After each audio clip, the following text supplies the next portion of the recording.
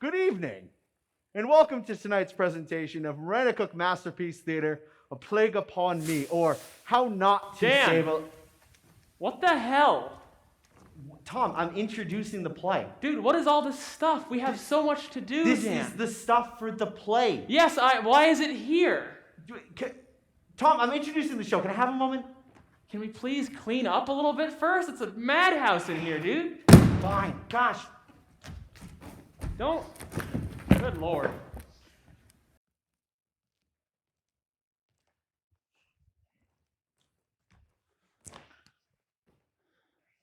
All right, tonight we present to you A Plague Upon Me, or How Not to Save a Life. This has been a product of a long, arduous, several months of hard work, primarily from students. This is Miranda Cook's first ever student-written, student-produced, partially student-directed show, written by myself, Evelyn Dearborn, Andrea Harmon, and Mila Barnes-Bouquer. All of the makeup was done by students. Many of the costume decisions were done by students. The set was primarily designed by students. Sound and lighting. Sound and lighting was done by students. The music was written by students. And of course, all of the actors are students. That's a big first here. And it has been the product of a lot of hard work. And that is not to say that our fantastic director, Dan, has not been an amazing help. And he has a few thank yous for other people in the community that helped out. There are so many people to thank for this show. We, first of all, need to thank Mr. Conway, Miss Brackley, Mr. Charette, for allowing us to have the space to create theater during a global pandemic. There are so many arts-based programs around our state and around the world that have been affected by the pandemic, and it's just really devastated the arts. And so we're super grateful to have had the opportunity to create something and have this space. I'd also like to thank the custodians for constantly keeping up with our messes, which theater kids definitely tend to make. I need to personally thank Mr. Ron Lockwood, John Rice, and Casey Spencer for helping design and build the set you see behind us. And to thank all the parents for trusting me with your children during a global pandemic. It has been an absolute pleasure watching them grow in this space. And I know with rides and accommodations, it's been really stressful, but I thank you from the bottom of my heart for that. Moreover, this play, this labor of love that we've poured over 8 months into creating and producing and putting on, has provided an opportunity to students who really needed the social interaction, really needed the artistic outlet, especially when social interactions were so limited outside of the regular school day. And it's been super incredible watching students grow and foster friendships that will last a long time in here, and seeing people really shine and support each other in a way that they may not have been receiving before this. So thank you to everyone. Thank you to the students. Thank you to Tom, who's been without Tom, I would have lost my mind very early on in this project. So without further ado, we present to you A Plague Upon Me, or How Not to Save a Life.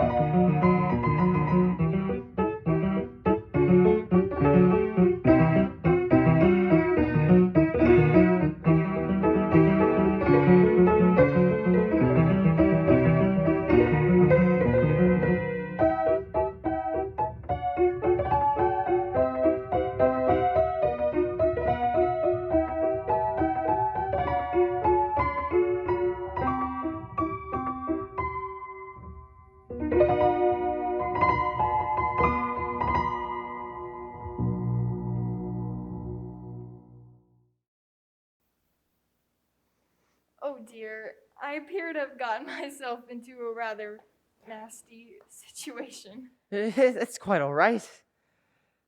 It's what we are here to. What shall we address first, Doctor? How much is your penis worth? Yeah. It really kind of old, you're here raising your carrot. Looks like an overpriced tickle. Could you perhaps repeat that, good sir? How long since you're in this womb? Is he mute? Yes, well. Yes. I can talk. Well, me just doesn't sound right. Speech impediment? Perhaps. The seamstress next door has a daughter with a lisp. I don't have this. No, I just don't think that's it. You see, the problem with him is that there's just not a single word to add an S to. Right. I suppose we shall continue. What was it you were saying, Doctor?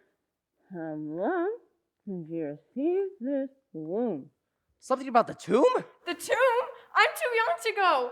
I'm only 15. I just hit my midlife. No. How long? How long? Singing a song?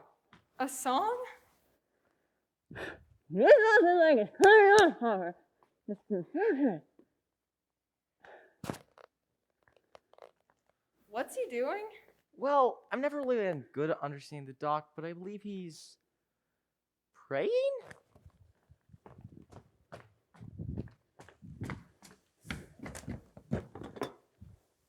Oh, sir, the doctor needs firewood. Will be a moment.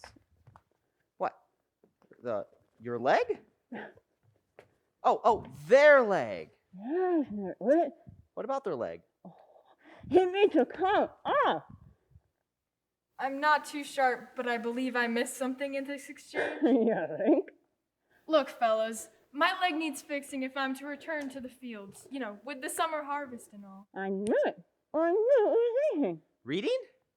Reading. Receding? Reading. Doc, this is no time to work on your golf swing. Oh. What's golf? Don't worry about it, friend. Although we have made absolutely no progress in your diagnosis so far, I can assure you that our doctor is a very practiced, able individual. Who the hell gave you permission to monologue? Well, that's what it says in the script.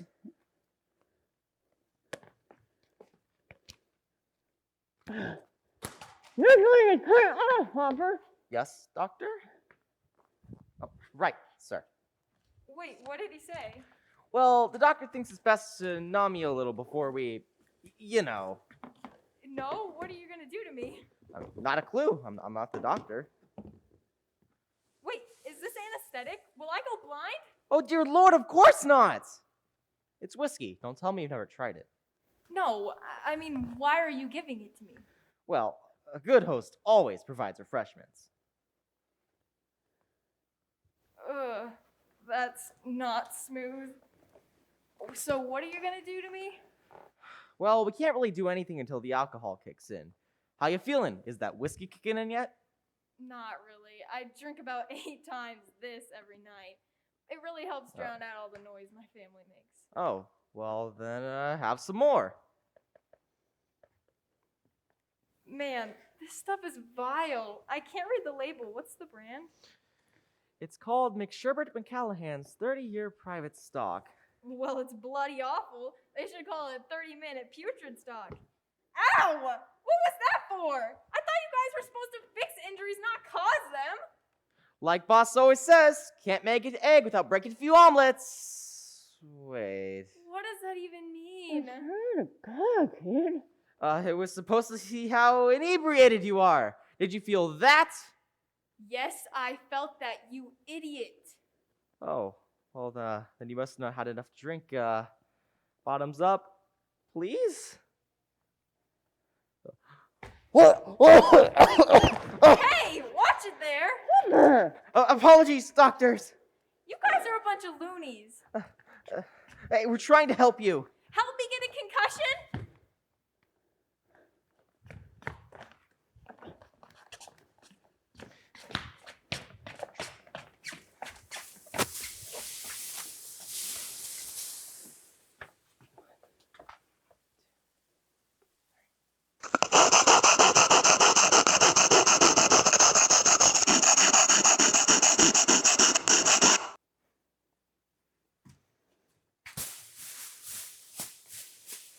Nope. Can't do it. Not gonna happen. You already cut off one limb. Another. Don't you get it, you idiot? This is so bloody and gross. My stomach couldn't handle it while I was cutting in. I cut off the wrong limb. Yeah, and now you're gonna come back and fix it. Fix it now. No, Mom was right. I couldn't stand watch Dad butcher a cow. How was I supposed to be able to do this? You know what? I'm ready for something easier, like be a politician. That can't be too hard, right?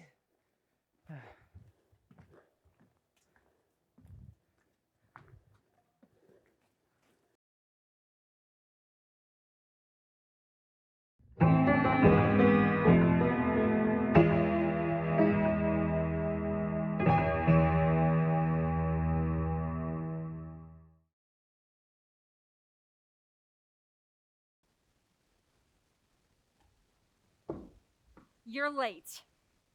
I'm here all day while you're off playing doctor. You leave me here alone, Webster, day in and day out. I had to draw water for the garden 6 times today, and you weren't around to help. You never lift a finger in this household, a single gloved finger. You're sleeping. Webbs, my love, I can't fathom the amount of stress you're under. But blood! For crying out loud, is that blood?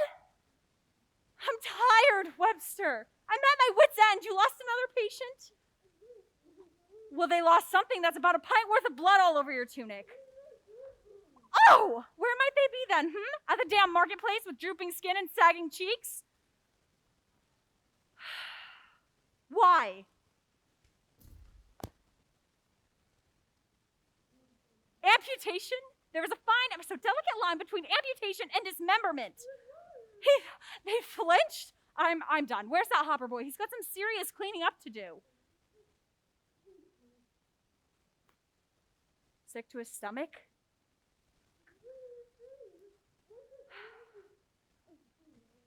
Cut off the wrong limb? Well, I suppose this one isn't worth losing your mind over. Or skull. Wait, is that his head in... Why would you bring that home? Sweet Mary Mother, why?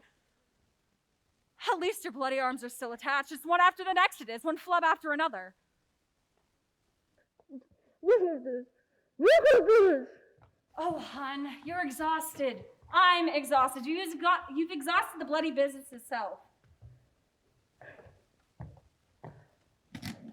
Where's the baby?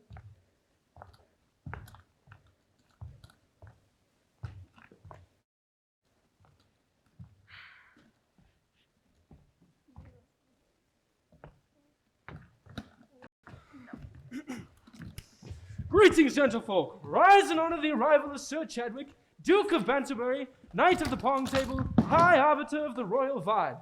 His Grace is here to speak with one Webster Marcus Duncan, to be charged with impropriety and negligence most gross, as well as incompetence in the field of medicine. What have ye... Dude. That's enough, I'll take it from here. Yes, my lord. Thanks. Alright, so, my dad, the, Duke of Cornwall, since you've been, practicing bad medicine, stuff like that, bad vibes, totally all around you. So I'm supposed to be, coming here and shutting you guys down, and, dude, you have, so much cool stuff. Oh, this ought to be good.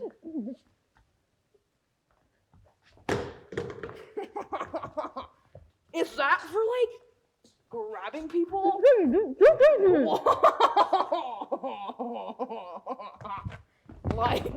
What are you saying, dude? I'm saying because your little hands over me. I'm totally not picking up what you're putting down. What is this?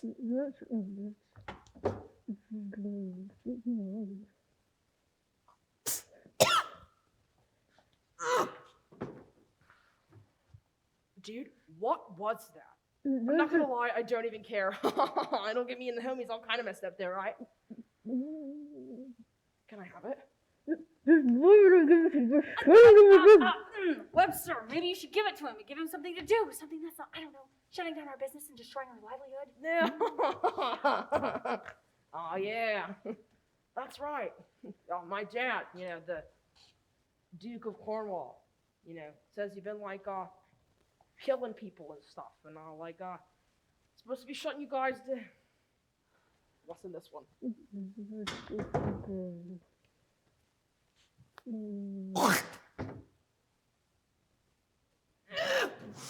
That was a little bitter, I'm not gonna lie.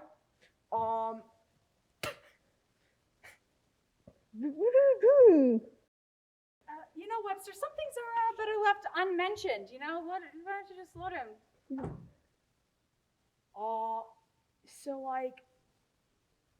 I think I'm gonna head out.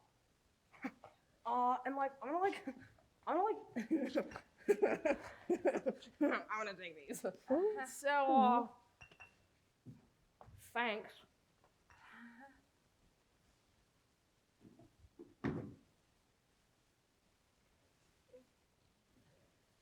Good God, did you see how close you were to having your business shut down and condemned? But it was far too close. And how long do you think we can keep distracting that oaf with barely legal medicine? What was it you gave him anyways? I don't know. It doesn't matter. Well, maybe we should have let that dude shut us down. What? Hun, you're drained. Don't be a dolt. I've got some cabbages in the garden. Sow some radishes with me. Let's bury this.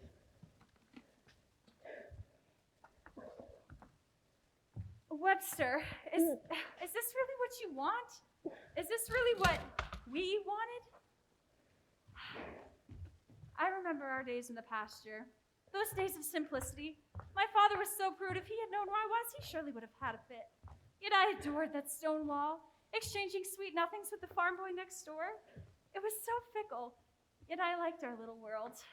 We wanted to be married, and all we had to do was wait for the day that our fathers would give us their blessings. Well, I suppose it wouldn't be long. After all, my father was killed by wolves the next week, and yours by some bastard hardly a month later. How picturesque! You dreamed of becoming a doctor, and a fine doctor I was positive you would make. On your recount, that naivety was my fatal flaw. You purchased us this cottage after we were hitched.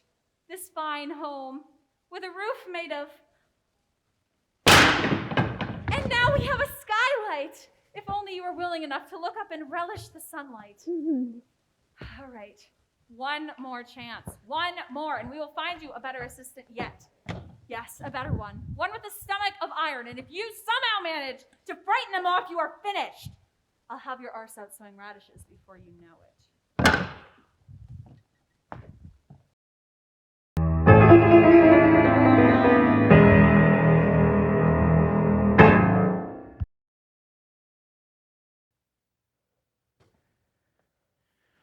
What's that you're doing? Reading? And you've been doing that all day? Past hour or so at least, yeah. That's all you kids do these days, is read your fancy books. When was the last time anyone learned anything from a book? You sent me to college with exactly that purpose. And just how exactly did that turn out for you, child? I think it turned out all right. I'm glad you think so, Avery, because as far as I can tell, you being back here means I didn't get what I paid for. Look, I know money is tight, but that's a little harsh. I know. I'm sorry. I'm just a bit peeved about it is all. You know we don't have a lot of money. And you know I don't trust them big colleges. It was a big shock. It was a big shock when I sent you to school and you came back a semester later. Look, I'm sorry, Dad, and I just don't think that it was right for me. If you don't think it was right for you, then why do you insist on bringing it home with you? What do you mean? You said you've been in here all day, right? Yeah? Have you chopped the kindling? No. Have you done the dishes? No. Have you swept the floor? Oh, I started on it, but Alexandra... Leave came your in. sister out of this. As far as I can tell, you've been in here all day and haven't done a thing except for read. Why is that? Well, I can just go get them done now. It's not like the day's over. Plus, I really can't read when it gets dark out, so I really don't know. My point exactly.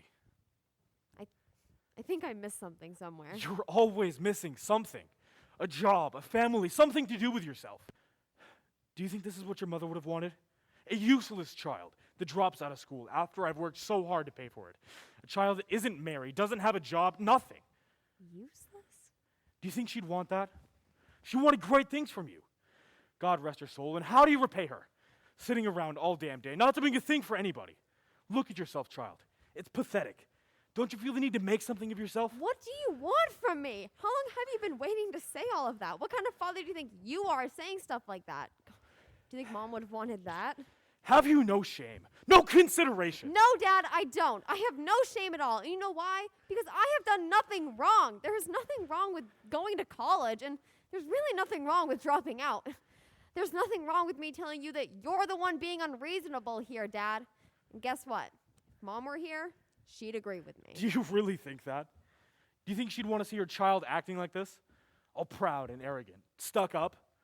Or do you think she'd want to see her child acting a little more like that carpenter's boy who's always done so well for himself? Who? You know him. Has a whole gang of men that he travels with, spreads the good word. Wait, what? You know him, the one with the long hair and the beard. The preacher, the son of the carpenter. You can't possibly mean... Of course I do. The one that makes all the wine, feeds the hungry, the whole 9 yards. He's only a year or two older than you, and he's already done so much. Why can't you be more like him? So hardworking, so considerate. He didn't need no fancy college. Jesus, Dad! Are you comparing me to literally Jesus? No, you don't. I'm talking about Henry from 2 streets over. Who the hell is Henry from 2 streets over? You know him, the one with the vineyard and preaches to the country folks, gives all his extra money to the poor. You really ought to get acquainted. You might be needing his help soon, considering you don't have a job. I know, Dad. You've made that clear. Lord, child, there's no need to get agitated. Settle down. So, you gonna get a job then? I don't even have words. If you don't even have words, then what the hell are all the books for? To read, Dad. And is that gonna help you support a family? Or make money? No, but neither is this conversation. I don't like your tone. I'm just trying to help you. Help me what? Learn about life, child. Learn about hard work. You know, when I was your age... Don't even finish that sentence. Look, all I'm saying is you're 19 years of age. Half your life has gone by. Maybe consider accomplishing something at some point. I think that's a little dramatic, Dad. My point is, by the time I was your age, I was already married with 5 children. Wait, 5? You mean to tell me I had 4 siblings? No, well, yes, but 3 of them died as infants. What? Why have I never heard about this? It's irrelevant. Irrelevant? What do you mean? Like, how long were they around? Where are they buried? Did they have names? It doesn't matter. The point is, I think it's time to start thinking about putting the books down, getting the hell off my couch, and get a job. No more of this academic nonsense. No more reading, no more academics. What do you suppose I do then, Dad? I don't know. Go be a doctor or something. There's interviews happening as we speak. If you hurry, you can make it. All right, Dad. I'll go do that. Oh, hi, Avery. I didn't see you there. Were you hiding behind the door again? Well, I didn't want to interrupt today's argument. Alexandra, dear, where have you been all day? Oh, nowhere really, Father. Just spending the day in the town's lower, middle, upper class. It's awfully boring getting pampered all day. And I had three suitors ask for my hand in marriage. Woohoo! Oh, Avery, jealousy doesn't suit you very well. I had to turn them all down anyway. They just weren't wealthy enough for my tastes. Pity. It's okay. You'll find someone someday, dearest. The pretty girl that you are, men must be dueling in the streets for your hand. Oh, I don't know about that. Nonsense, darling. Don't be so modest. Oh, Father, you're just saying that. It's relatively easy getting suitors to pursue me. Why, anyone could do it. Anyone with a brain the size of a squirrel. A cute squirrel. Oh, Father. Dad. There's nothing wrong with squirrels. And squirrels are charming. I am charming. I shall be a charming squirrel and get myself a husband. That doesn't even make sense. My dear, you are more than a squirrel. You have passion, you have goals, you have drive. Unlike someone in this house. Yeah, if I were you, I'd stop worrying your oh so gigantic head about getting a job and start looking for someone to marry, preferably from a rich family with a cushy inheritance. I'd rather catch the plague. Oh, I didn't mean anything by it. I just wanted to help. Avery, your sister's just chosen a different path in life. That doesn't mean you can attack her. Are you kidding me? Your sister obviously knows where she's headed in life. She could even teach you a thing or two. Yeah, a thing or two about squirrels. What was that? Nothing, Dad. Alexandra, dear, please go and fetch me some tea. The Lord knows I need it. This child is driving me up the walls. Of course, Father.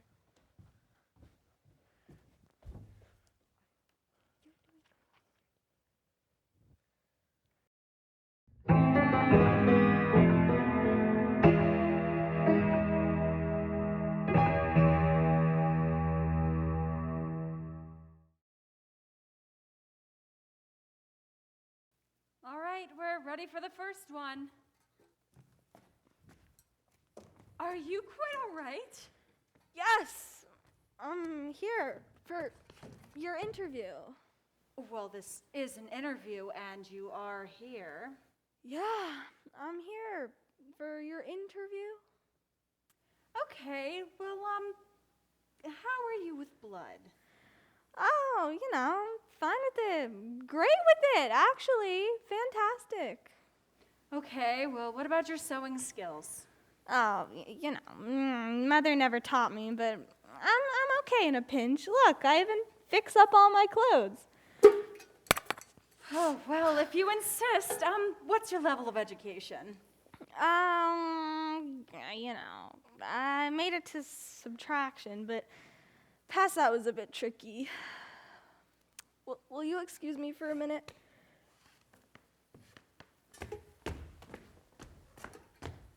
I don't think he's gonna say. What? Yeah, please. Well, no, obviously he's not a good fit. I just didn't think that you would be the one doing the rejecting. What's that supposed to mean? I'm fit as a fiddle. Why aren't I good enough for you? You can't stand up straight. You're my head. What? Go home. You're drunk.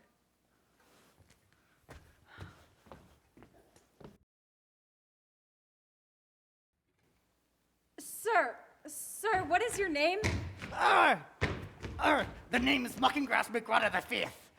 Sorry, I lost my land legs fighting the great Rella Girl in the southern seas of darkness. Lost my entire crew there. I can assure you I'll be the greatest cookmastership doctor you'll ever see. I was a professional one at my old town and village. Only 50% of the people died there. Next! Next!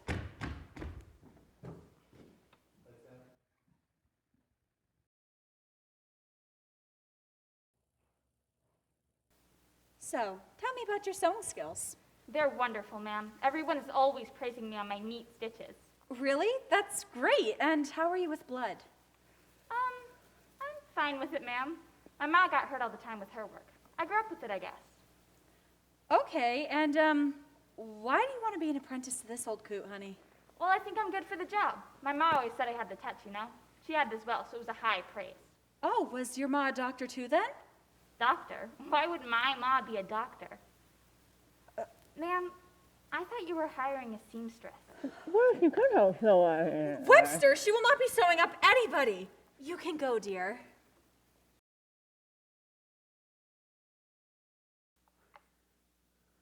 So, tell me about your level of education. Well, like most people in the world, I'm incredibly uneducated. Without a universal education system, or even opportunities for that matter, and as well as being a starving peasant, I would call it somewhat limited. Okay, any applicable skills? Well, I'm really good at picking things up and putting them somewhere else. Wow, that certainly is a rare talent. Moving on, any qualms with death, disease, anything like that? Well, given that's the 14th century and we have no kind of sanitation or any sort of functional medicine for that matter, and despite the fact that I've never left the 3-mile radius surrounding this town, I've already seen an ungodly amount of death and disease.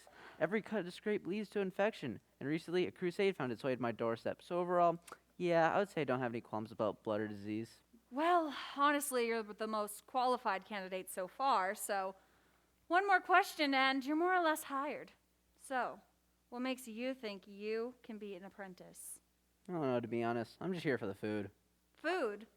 What food? Right here in the flyer. It says refreshments will be provided.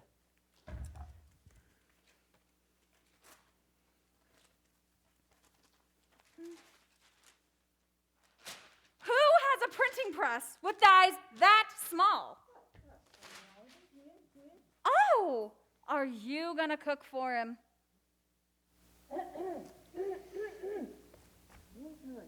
That's what I thought. You can go now.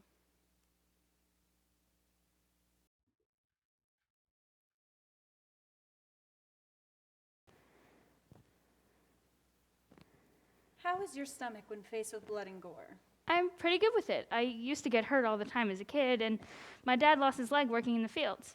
I helped bring him to the docks. Didn't get sick once. Okay, great. And how about your education? I made it through high school and halfway through college. Well, honestly, you're the best of the lot today, so I guess you're hired. Thanks a bunch. I've always wanted to be someone who helps people. Oh, I got started.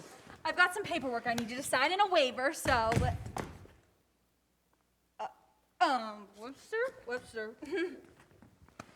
I'm having second thoughts. We can't have an apprentice nearly killing herself before we even get any equipment in her hands. I mean, imagine what's going to happen when we get a saw in her hands. It can't be that bad. You want another Herbert? Because that's how we'll get another Herbert. I'm still cleaning up the bloodstains. Matthew. What'd you say, dearest?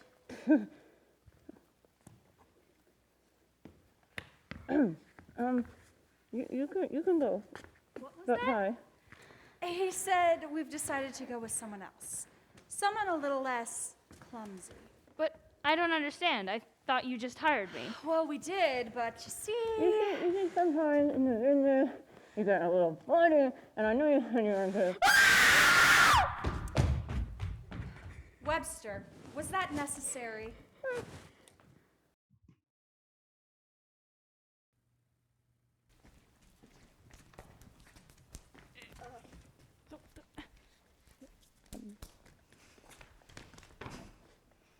Hello.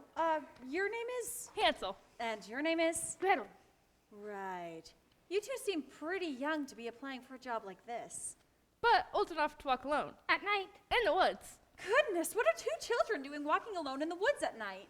Well, we didn't want to be alone. We just haven't gotten any money. Our family's downright poor. Well, that's dreadful, but you certainly seem to have a lot of breadcrumbs everywhere, all over my nice clean floor. Oh, this? This is a trail. A trail? A trail of breadcrumbs. So we don't get lost. Uh-huh. Well, you're making an awful mess. Yeah, do you think you could not do that in the house? We've got enough rats as it is. But if we stop, we won't be able to find our way back. Back? Back? Who said anything about coming back? You two hardly look old enough to march up a hill to fetch a pail of water. Oh, our friend Jack. And his sister Jill. They do that all the time. It's their job, you see. Too bad they had to stop. Why did they have to stop? After all, they did break their crowns. After tumbling down. Uh-huh. Well, a package deal. I like to listen. Webster, they are not buy one, get one free. Anyways, what brought you to this interview? Any interest in the medical field? Well, you see, We sort of had to find some sort of way. to sharpen our memories a bit. You see, everywhere we go. We seem to get a tad lost. Lost? I don't think there's anything particularly sharp about this old fool's recollection, unless we're comparing it to the blunt end of a... Oh no! Not again! Hold on to me, Hansel! Don't let go of me, Gretel! Oh, God, what's the matter with them? Good Lord in heaven, children, are you quite all right? We have no idea where we are or where we came from. If we get them bread, they could have taken some object permanence. Jesus, Webster, they obviously have no sense of object permanence or location for that matter. What good are they to us if they can't even... Forget it, children! I think I got some left. Here. What the hell are you doing? Oh. All better. There. Is there still a chance of work, ma'am? I think it's best if the two of you get on with your day. Okay, come on, Hansel. Let's go, Gretel. Have any breadcrumbs left? Time to think of it. I think I prefer stone. Poor sweet troubled children. Shoot, they really did make a mess of the place. I swear on my life, I don't get paid enough for this. Why isn't Dan the one out here?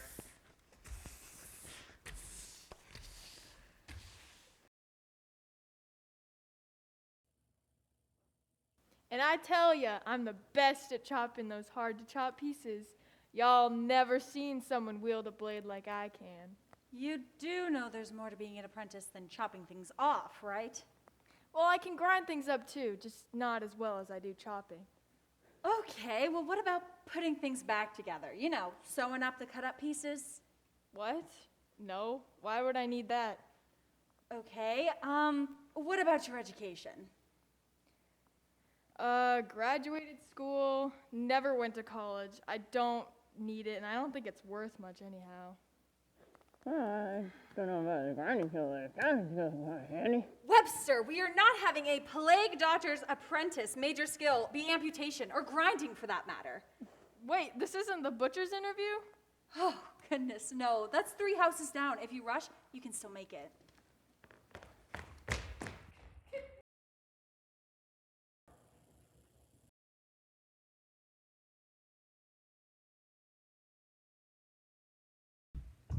Mama says work, build, respect.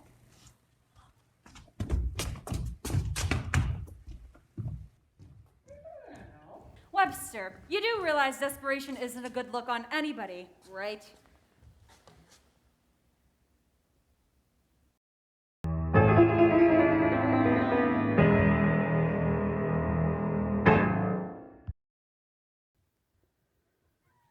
Well, we're almost done with the interviews, dear. Is there anyone who's stuck out to you so far? Anyone who you think may be a good choice? Nope. Well, no one. What about the boy from Messina? He seemed competent. He smelled terrible. I suppose he was a bit ripe. Well, that girl with the braids then. She seems like she knows her way around a scalpel. She has stains on her apron. Stains on her apron? They're better looking stains than the ones I clean out of your robes. Still, I don't think he's a right fit. Well, you have to pick somebody, Webster. That's what we agreed upon. I won't have you doing this by yourself. Just why do I need an apprentice? Do you think I'm incompetent? No, you're very competent, dear. I have no doubt that you could do everything by yourself, if it came to that. Okay, I get it. It's just you'd be so overworked, you never have a spare minute to yourself. I'm barely having any time as it is. My point exactly. So why do you insist on getting an assistant for me? I just think that you'd be really overworked, and I don't want you to be stressed out all the time and just tired, and I would... Hello, I'm here for the plague doctor's apprentice interview. Oh, is that so? What's your name? Avery Wotton, miss. That's with 2 T's. Well, I wasn't going to spell it with 3. Oh, here you are. Take a seat and we'll get started. The pool today has been somewhat subpar, so this is your chance to prove that you're different. Okay, well, I'll try my best. All right, well, tell me a bit about yourself.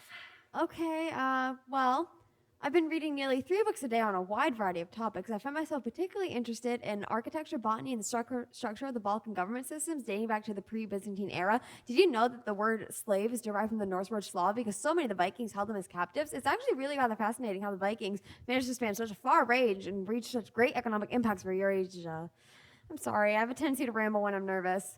Not that I'm nervous or anything. So I take it you're well educated? Well, I did well in school, elementary school through high school at least. After that, it's a bit tricky. Did you go to college? I went there, yes. Good enough. Better than good enough. Any applicable skills? I don't know what you mean by skills. I can sew, I can write pretty well.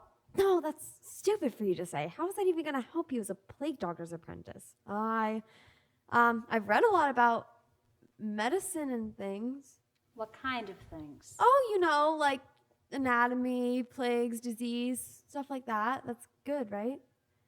Yeah, good. Fantastic, matter of fact. You haven't have any problems with water gore? Not really. I don't like throw up or anything. I guess I've got a pretty strong stomach. Sure you do. Okay. One final question. Okay, one more question. You got this. What makes you think you'd be a good apprentice to me? Well, sir, I think that I would be a good plague doctor apprentice to you because I read a lot, I work hard, and, you know, I'm not gonna lie. I need a job. Oh my star! What just happened? I should have mentioned that I'm unemployed. Oh no, I'm doing terrible at this. God, Dad was right. I'm so buried in my books. I am a disappointment. Whoa, tell us how you really feel. No. Okay, that's not it. Can't you see how we communicate with each other? You think that we communicate with each other well? Well, I only met you a minute ago, so I can't really say, but if you say so, He then... doesn't say so. He doesn't say anything that anyone can understand. That's the whole point. Oh, I didn't really notice. That's very unusual for me. I'm usually very observant. I don't tend to overlook things. Okay, well, anyway, doesn't matter. I'm practicing. Can you start tomorrow? I start tomorrow? You start tomorrow. I start tomorrow? Take that, Dad. I gotta go home and get ready. I have so many books about this kind of thing, like spread of disease, plagues, medicine. And did you know there's even this fletching bacteria living in the bogs of Europe that can eat off the entire muscle of a forearm in less than 12 hours? Pictures in the book really aren't the greatest. Okay, that's enough of that. Shut up. Go home, or there won't be a tomorrow. Okay, well, see you soon. I haven't talked to that many people since my wedding day. Well, I've never seen anyone who could do that before. Thought I was the only one, to be honest. What's wrong, dear? Nothing's wrong, dear. I'm sure Adney will be a perfectly lovely apprentice. Avery, are you sure? Of course I'm sure. This is the start of something good. I can feel it. And who knows, maybe with Elson's help we'll finally be able to fix that leak in the roof. Avery, oh my God, it's getting so big, are you sure? Well, one can dream. Speaking of dreams, better get some rest, dear. You've got a big day ahead of you, showing Arnold the ropes and all that. Avery! You're right, dear. Have a good night.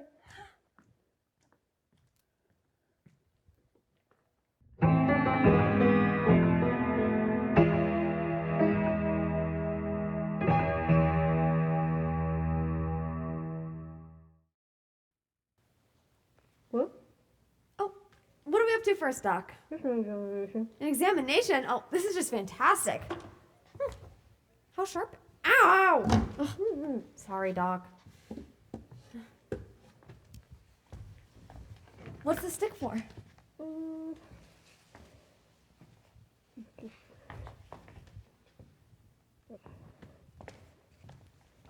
Thanks for seeing me today, Doctor. What's ailing you, sir? Well, funny thing, the strangest thing has been happening to me. See, I was watching out for chapel yesterday morning, and I noticed this little bump on my arm. Well, can you allow us to take a look? My apologies. Please allow him to take a look.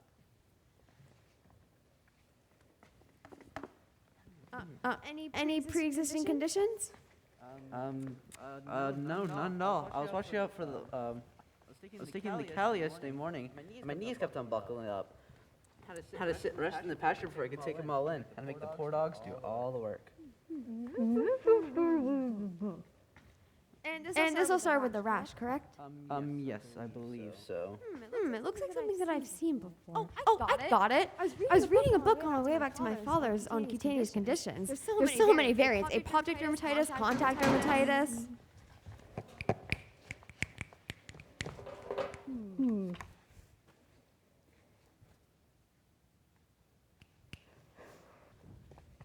I don't know what's wrong with you.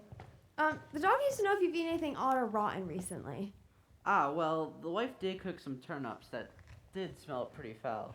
Oh, and we had some leftover rabbit from over a week ago, although it did have some green-blue splotches on it. Oh, and we tried out our new neighbor's dish, skunk Wellington. It smelled like burning hair wrapped on smelly socks, but it tasted mighty delicious. My word, this man is a living garbage disposal! A what, ma'am? I take offense to that, ma'am. I don't eat anything. Well, at least you can process it all. My word, the flatulence must be atrocious. What did you say about my digestive tract? Hey, whoa. Just sit down and get you back to your diagnosis, cured and on your way. Digestive flatulence. Do you think it's poison ivy? Maybe too much time in the sun? Eating his pig slop. All right, that's it. Whoa.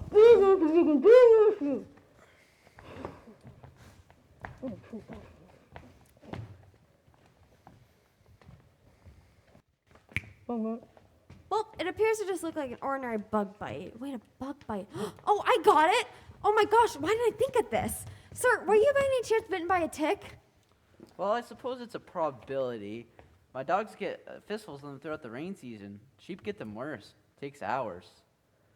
Well, I suppose it is dry season. Now they mention it, I saw a tick on my ankle this morning. So yes, it is a probability.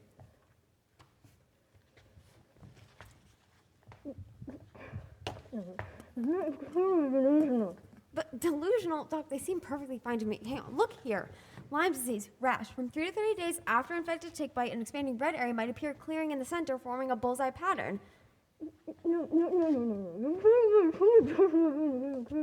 My head isn't that big. Psychological effects? I don't know about this far along. I mean, Lyme disease usually takes a bit to...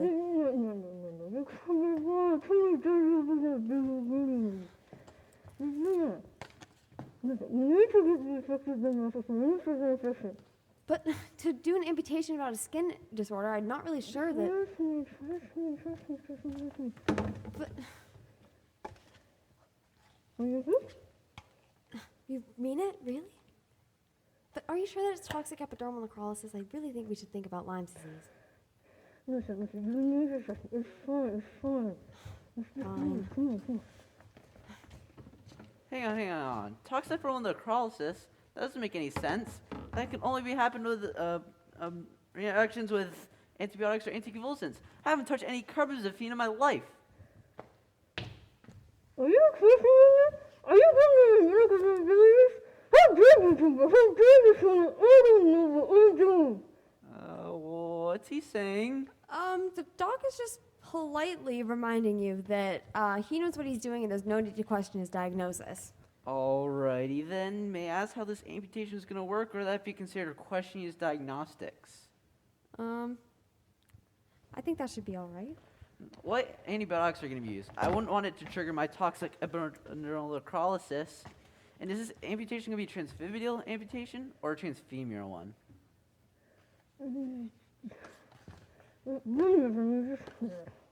Listen, I think he has a right to know. We are talking about his arm after all.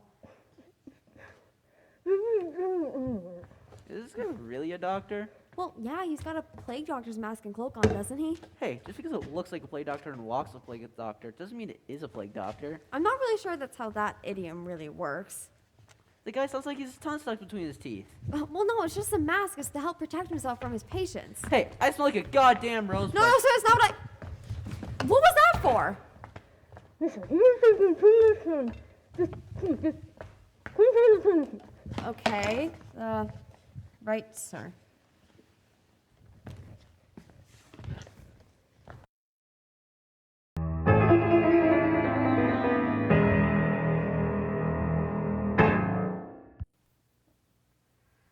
Anyway, I was out chopping my wood because the missus was nagging me about my drinking. I didn't want to be near that any longer. So I grabbed a bottle of hooch and went out in the woods but down the way.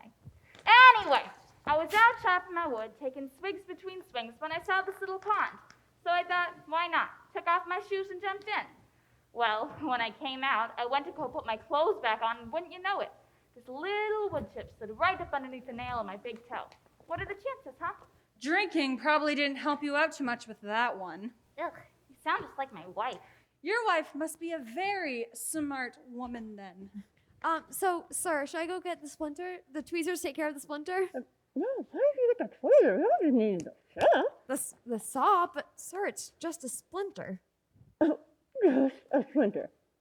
Just a splinter? Well, yeah, with a good pair of tweezers, we can take it out in, seconds. Avery, haven't you seen or haven't after a splinter gets infected? Well, I've seen infections in books and, words, but it doesn't even look like an infection has developed yet. Avery, oh my God, too many books in that big old head of yours. This is a clear risk of gangrene. Trust me, amputation is the only safe way to get rid of it. Well, if you say so, but can't we maybe try antibiotics first? Okay, who's seen more of these things, you or me?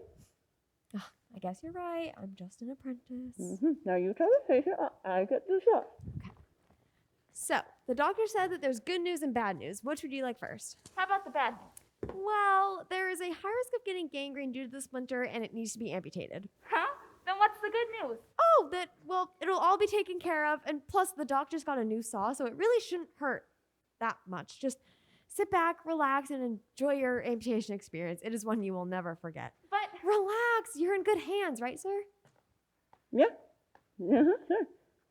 He says you'll be fine. Whoa! Hey, get off me! He's trying to quiet his screen. It's distracting. He really recommends that you quiet down. If you can just calm down. Calm down? How about I take a bloody shot of your foot and then we'll see who's telling who to calm down? So dramatic. It's only a foot. Better than a whole body. Doc, you can't amputate from their torso. Yeah.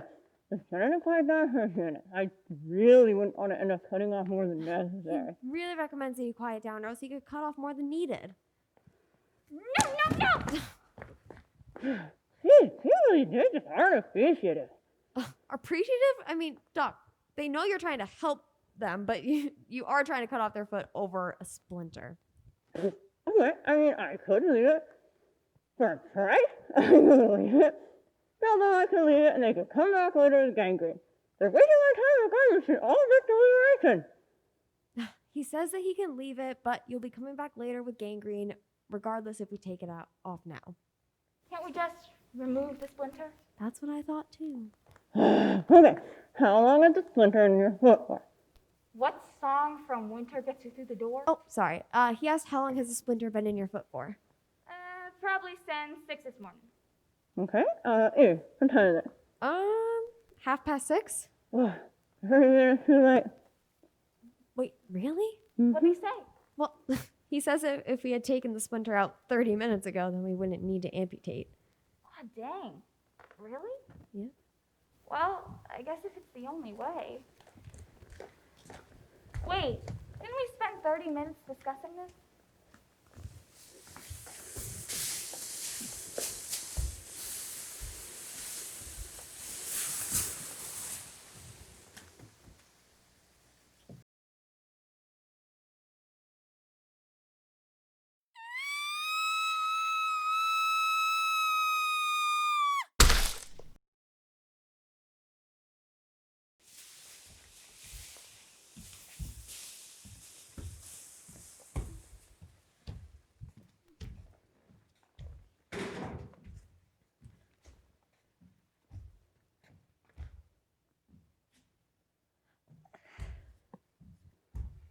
Webster! What the devil was all that noise? I heard an awful lot of screaming as I was making my way back home. Avery, you please talk to her. What, you want me to talk to her? Isn't she your wife? Webster Marcus Duncan, your silence is suspicious. Yeah, but She told you that if you did something like this again, you'd be eating porridge for a week, but why? You just were doing your job, weren't you? Webster, will I be cooking porridge for all your meals? Please just talk to her. Fine, I'll talk to her. Hey, Mrs. Duncan. Hi. We just finished with an appointment.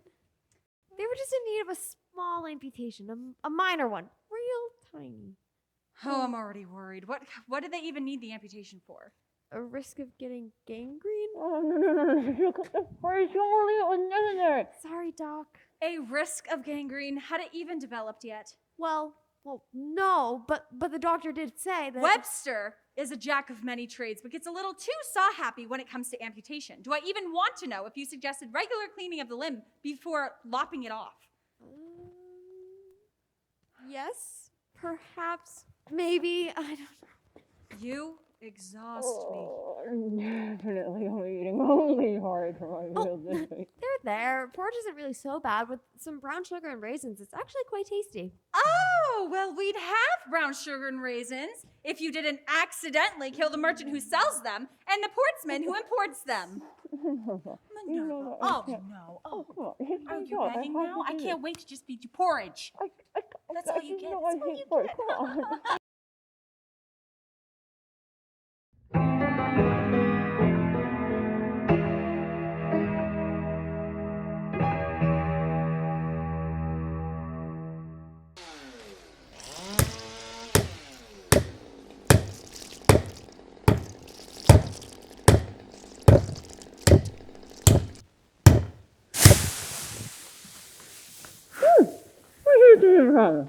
Oh, how can we help you, miss? Oh, well, I haven't been feeling well lately. You see, I can't keep a thing down. It just comes right back up, if you know what I mean. And I've been more tired, like more than normal, I mean.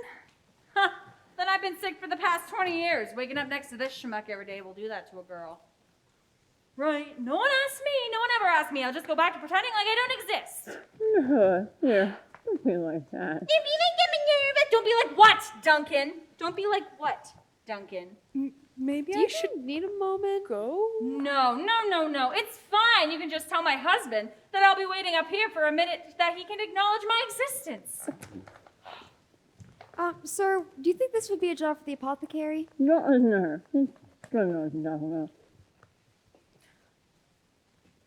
Well, she doesn't feel warm, no sign of jaundice or pagan mischief. Although I was reading recently about some pagan practices, and there were these stories of a woman cursed with the inability to consume and digest food. It's actually quite fascinating. The Slavic pagans believed in a sort of hierarchy of spiritual beings. They believed that Diavos, so to call him, or Rod, was the supreme eternal being, and under him was the white god Chernabog and the black god Belabog. And they were all representing the heavenly masculine feminine deities. Oh, sorry, I've been rambling, haven't I? No. I don't mind. That all sounded really interesting. Well, if you find that interesting, then you find the mating rituals. Come on, that sounded really...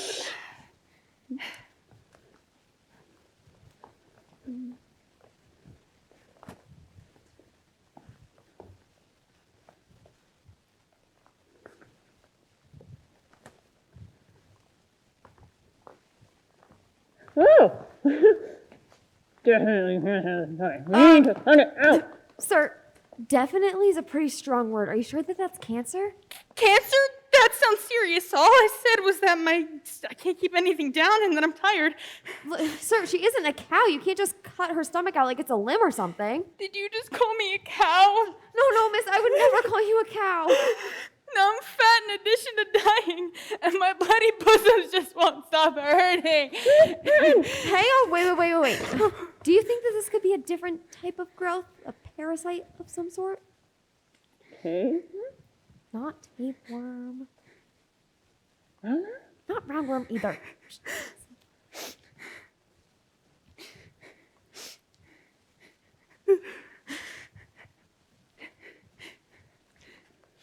What the hell are you doing? Ma'am, do you think you might be with child? With child? Jesus, I've got 6 of them, and if you're asking if I'm pregnant, then that's a no. I've made sure of that. I haven't let my husband so much as touch me since little Tilly was born some months ago. Sleeping on the sofa, he jokes that we can get pregnant just by washing our clothes together, but after Tilly was born, I told him, no, sir. You don't think that could be it? Washing our clothes together? Are you sure that amputation is the only way?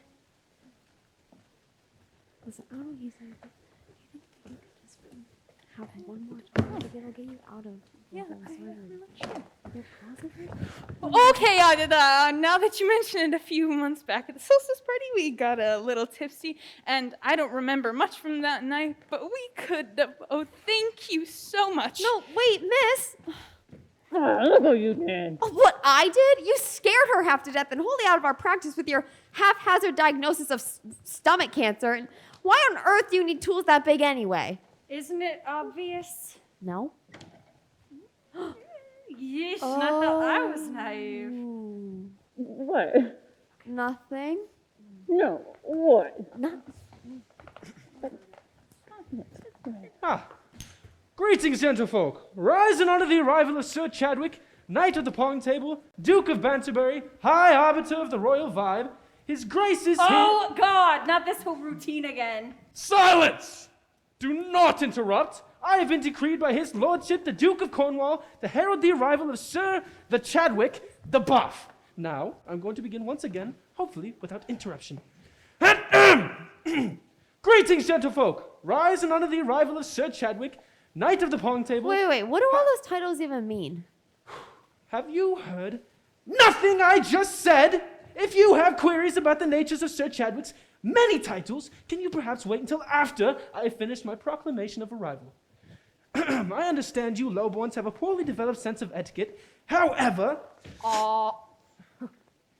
Dude, what is taking so long?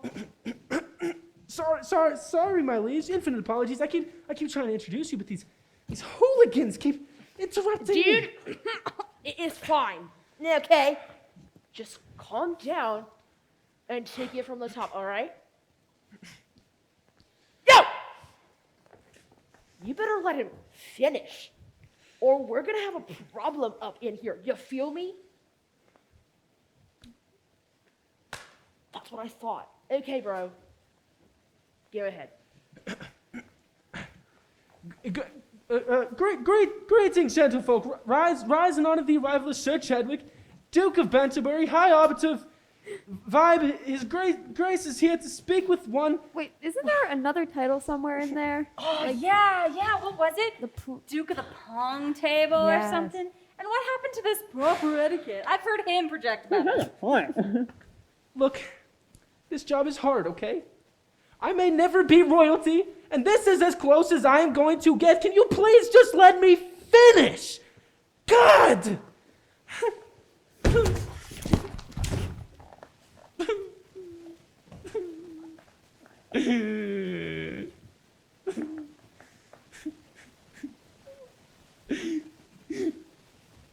Bro!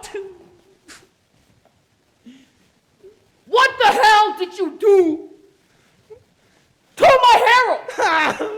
No, I didn't do anything. I didn't do anything. Was it you? Or you? Was it you? Was it you? Was it you? Was it? Look, Sir Chad. What? It's just Chad now. Okay, Chad. All we really did was ask him a couple of questions. I mean, he kind of did it to himself. That is clearly not what went down! My man here is obviously not vibing, okay? That's not all right. Y'all broke my herald. That's not cool! Hey man, are these dudes stressing you out? We can get out of here. We can go to one of those, like, those things you're always talking about, you know, like, the parties with, like, the fancy wine and people who have weird conversations that go on forever and ever and, like, you know, nothing really happens. You like a treaty party or like a political signing? Yeah. Yup. That's what I was talking about. Yeah, we can go to one of those. And then, like, after we can go to, like, one of those, like, public execution things if you want. Really mean it? Yeah, yep, yeah. All right, come on. Anything for you, my buddy, my man, my pal.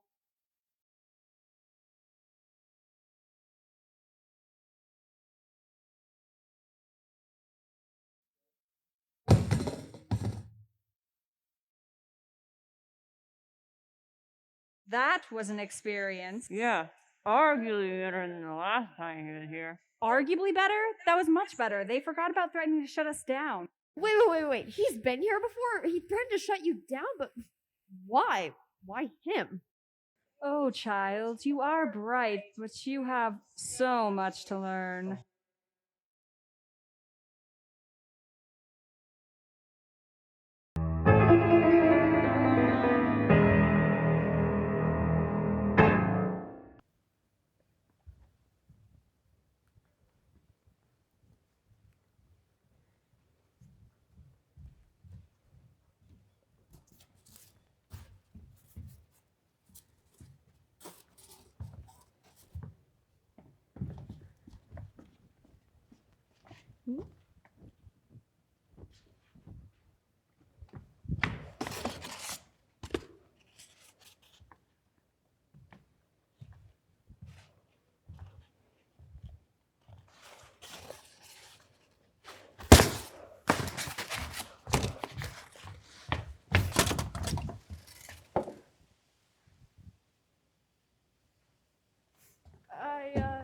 Is this Duncan and Wotton medicine?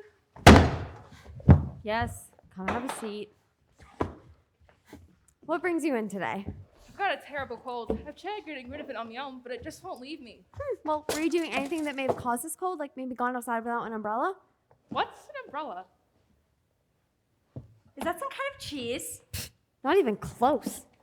Oh, excuse me, young lady. Sorry, Mrs. Duncan. It's one of those like dome contraption thingies. It drips water off of your head, keeping you mostly dry. Well, I don't have one of these fancy umbrellas. I just pull my vest over my head like the rest of the commoners around here. Oh, that sounds kind of... Sounds what? Well, doesn't that leave your back soaking wet? Well, tell me, that is how absorption works. That was uncalled for. You came looking for our help, didn't you? Yeah, I did, but I'm pretty sure I came here looking for a cure, not to be judged, trying to protect my incredible hair from getting soaked in water. Well, she does have a point. She does have incredible hair. Oh, fine, let me just go confer with the doctor and see what we can do for you.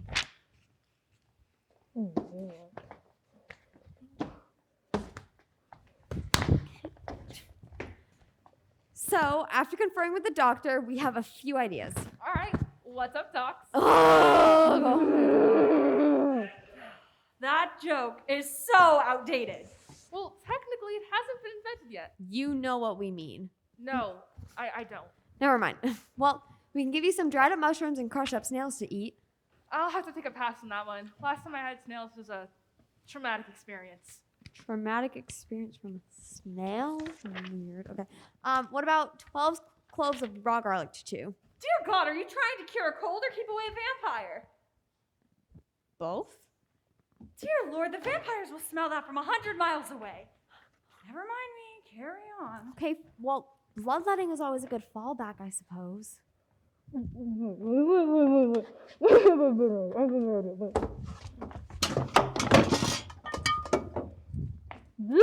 is my favorite medicine. This is if you take something to deliver me, it's better than anyone. Immortality? Who says that? Everyone. Okay. What's going on? This is apparently the doc's favorite medicine. He swears by it. Why, apparently if you take it, you'll never need another doctor's appointment in your life. Why, apparently everyone says that it results in immortality. Guaranteed your money back. Terms and conditions apply. Wait. You don't come right cold and give me immortality? Sure. That sounds great. Ooh, grape flavored. Ruples? Why ruples? Listen, from what I can tell, he has really bad eyesight and can't count. Just hand him a handful of coins. In all of my reading, I've never heard of a medicine resulting in immortality. Why? In fact, this one time in my anatomy class, my professor got in a heated argument with a student. Oh, what was his name? Victor Franklin? Frankenwright? Frankenjones? Frankenmore? No, whatever. This Victor guy claimed that he would one day reanimate dead tissue and create the immortal being, but my professor called it fictitious and got him kicked out for sacrilege. Hey, Doc, do you have another ball of that medicine?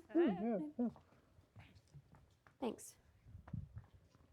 Avery, who is that giddy gentleman who just came from our home with a huge grin on his face? Oh, no one, Mrs. Duncan, just someone with a cold, but we fixed them right up. Fix them up how exactly? Will I be needing to attend another funeral?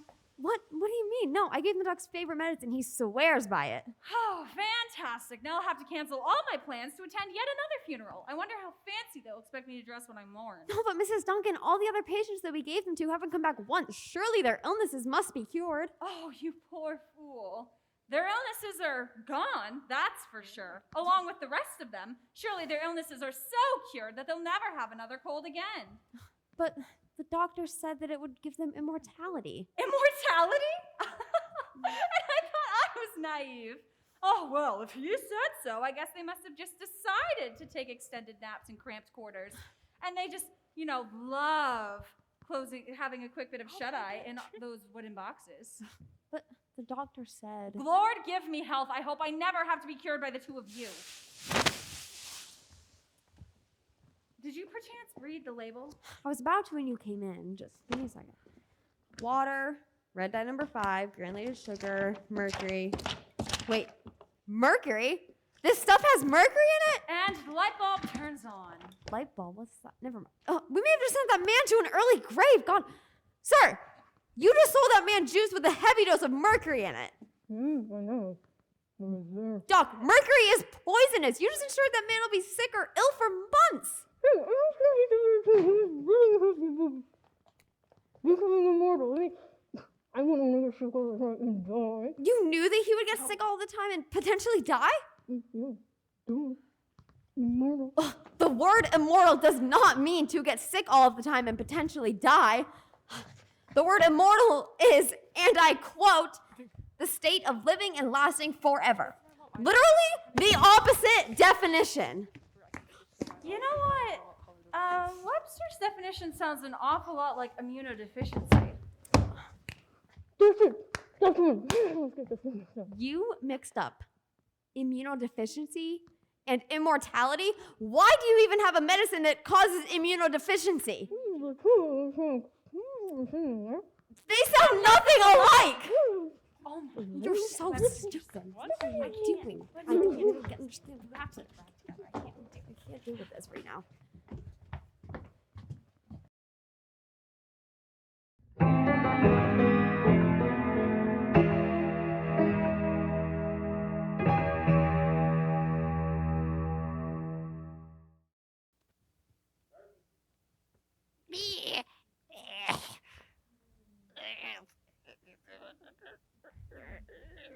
What are you saying, Birdman?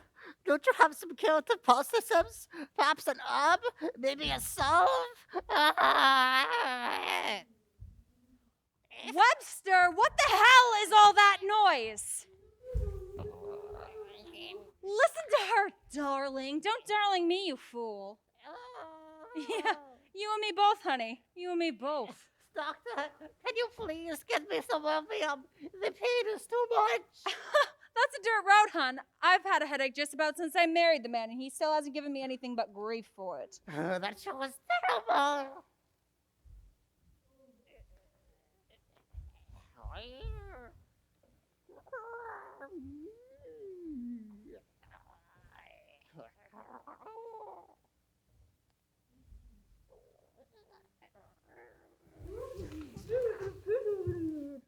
The market was pretty busy. Doc, what's going on?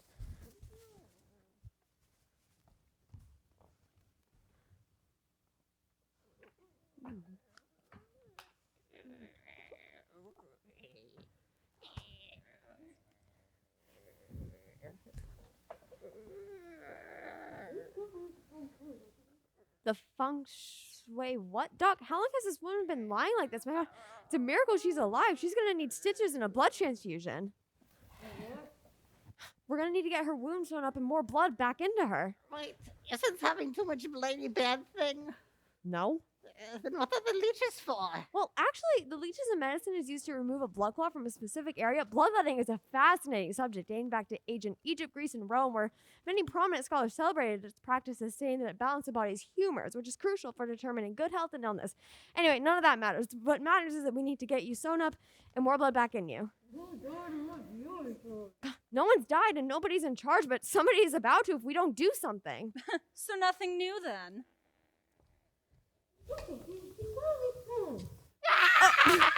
Clearly not. She's not fine. No, that's what I was saying. She might get by without the transfusion, but we need to get her sewn up first. How long has she been like this?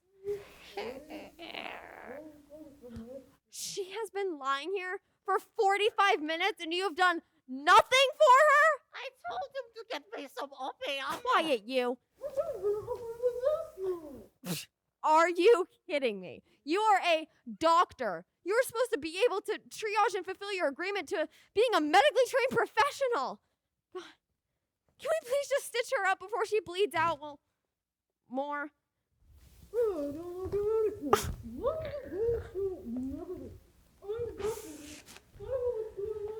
Clearly not, Mr. Duncan. Clearly you have no idea what's going on here, else you would have helped her. Oh my God.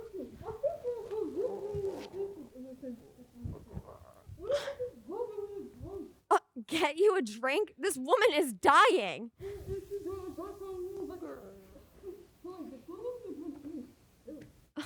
Fine, I'll get you the drink. Just promise me you're gonna do something soon.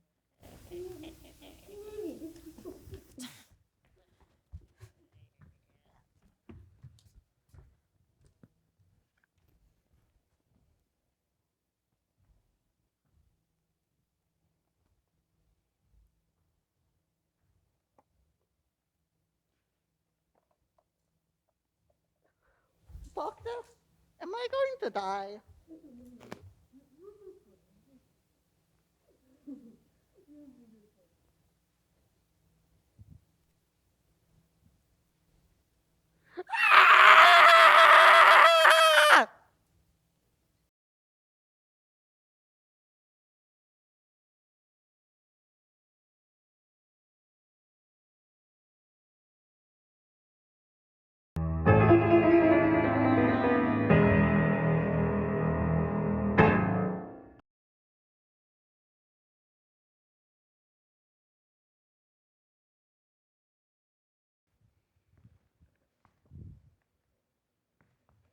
Oh, you're home.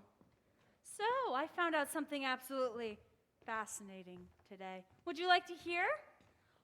Well, here I was getting ready to make dinner when what do I find? The pantry, bare as a baby's ass on its birthday. Handful of flowers, some spoiled radishes, and 2 eggs. 2! Webster, 2 eggs! But hey, with that bird face of yours, we can each sit on one and hatch our own hens by Boxing Day. And then I went outside to get some firewood, you know? And again, what do I find? 3 little pieces of kindling, 3 little sticks. But hey, maybe if we carve little notches into them, we can have a fine set of Lincoln logs. And then I was doing our laundry, and I was hanging up our clothes and noticed that all of them are ripped. So I went to go get my sewing kit. When again, what do I find? All of my threads splattered in blood like some, I don't know, mask-gloved, bird-faced lunatic on his grubby, blood-soaked gloves all over it. And that's not even the worst part, Webster. All of my fabric is gone. All that's left is scraps. So hey, maybe I could make some new clothes for the rats. But mind you, dearest, we are not rats. And what good are hens if we haven't got a damn thing to feed them? So I've got an idea. Why don't we just feed the rats to the hens for Christmas dinner? You think that's morbid, Webster? This is our life. Aren't you sick of this? Don't you want something that, doesn't make us so we have to survive day by day and spend more time together? I mean, maybe it's time to hang up the mask. Find a job with more upward mobility and leisure time and a retirement package and a medical plan. I mean, imagine that, Webster, medical care. You don't know? What do you mean you don't know? That's not good enough. Listen, we're doing fine. We still have patience. You may have patience, Webster, but I sure as hell don't. Boo! Okay, yeah, that was bad, but still, this isn't working out. What are you talking about, Minnie? Webster, the more you blabber on about your job, the less I trust you know what you're doing. Listen. They're doing fine. We don't have to change a single thing. You better figure this out, Webster, because I can't imagine lasting winter with just a handful of flour and 3 sticks of firewood.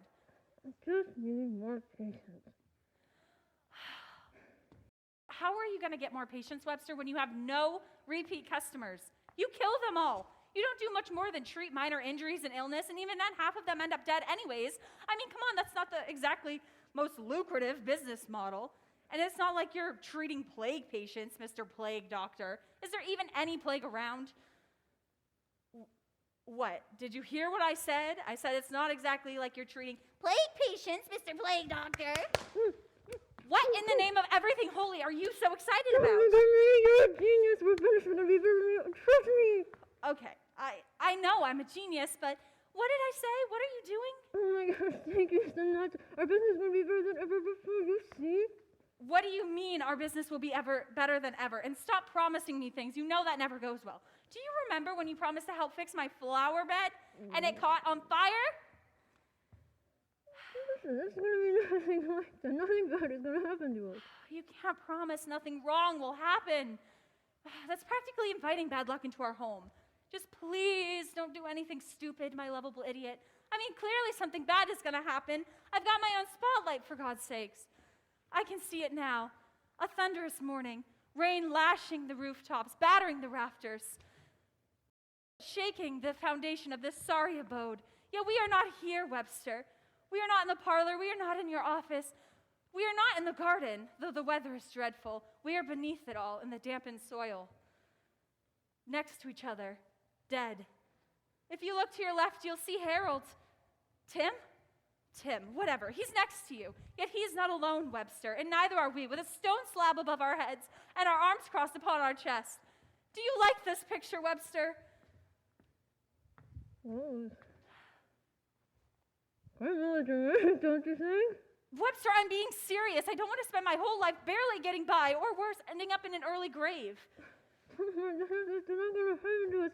Just say you. Just watch me. I've been watching you, Webster. I see the problem. You're in the problem. It's this job. It's this life. It's no good for you, or for me, or for us. And don't forget, this is still your last chance. And if anything happens to that bright-eyed apprentice of yours, I get it. do not take that tone with me. Avery is the best thing that's ever happened to this practice of yours. You said so before.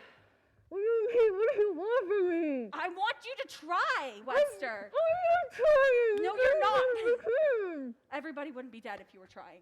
Do not listen to him. Do not end this scene. You can't say stuff like that. Come on.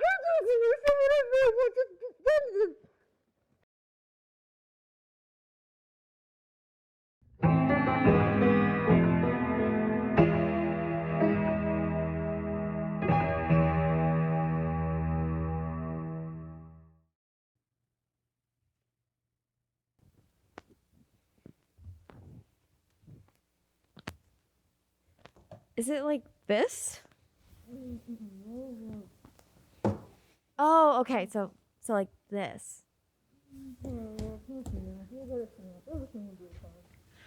Everything in due time, Webster. You know what? I think I might be due some time.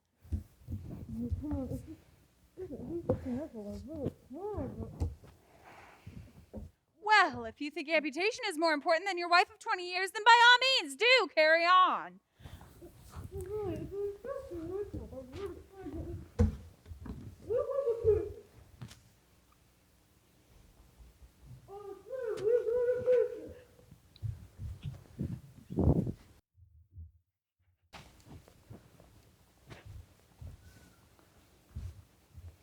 Hello. Yoo-hoo. Anybody home? Hi. Oh, good morning, you two. I was wondering if you had a Band-Aid I could borrow. A Band-Aid? Oh, you mean one of the doctor's sicky sticky sheets. Patent pending. Wait, you want to borrow one? You can keep it. We don't want this back. Really, I'm fine. It's just a paper cut.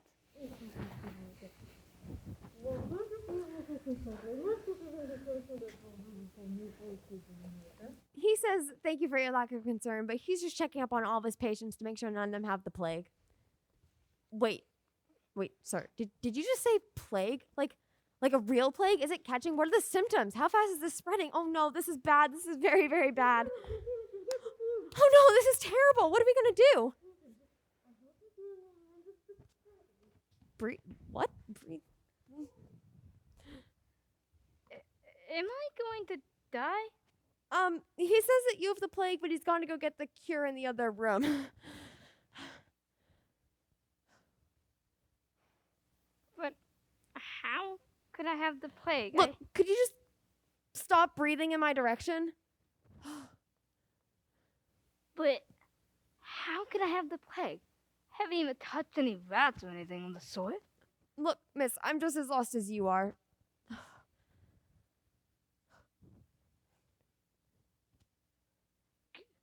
By the way, while we're waiting, is there a Band-Aid I can have?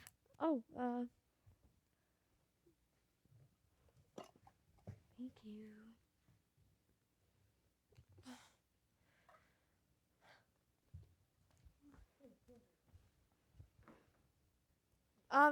Open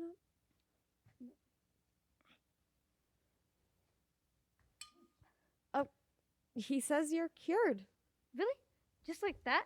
You guys are good. How much do I owe you?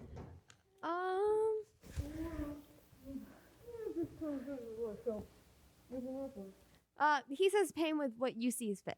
Okay.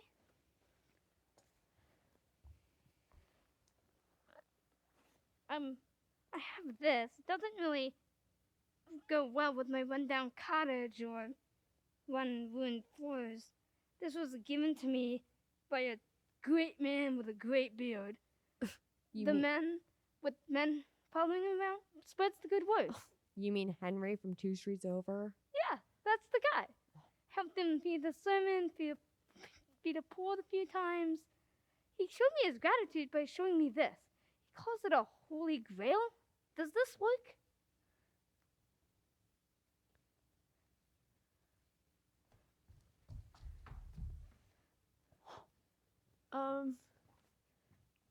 Well, it looks like you chose wisely. Well, I should be off.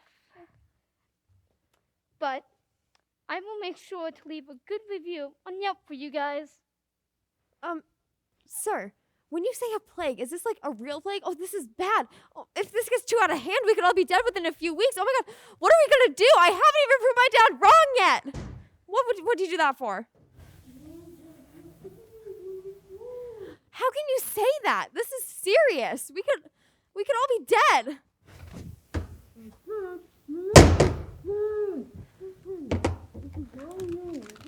But if we don't know that much, then that's even more reason to panic.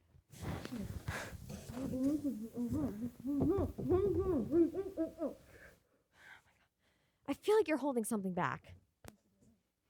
Well, if you look here in this new edition of Plagues for Dummies, it said that there was an increased rate within the death toll in a couple of weeks, and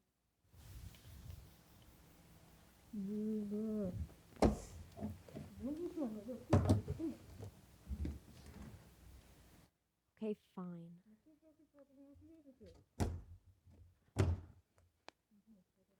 All right. Okay.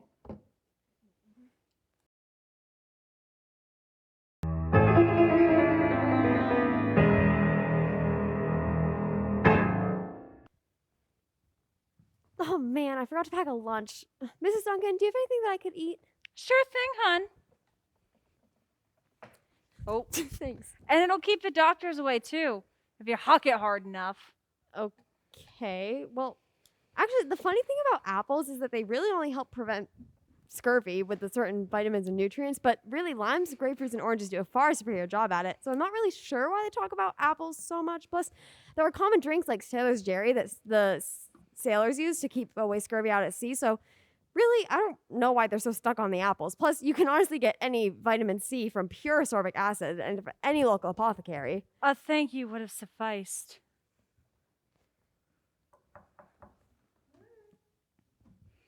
Oh, come on in. What appears to be the problem, miss?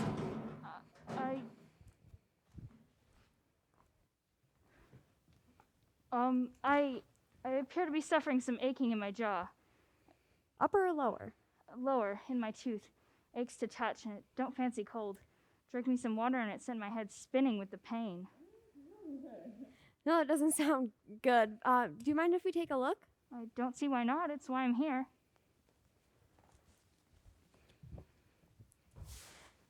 Ooh.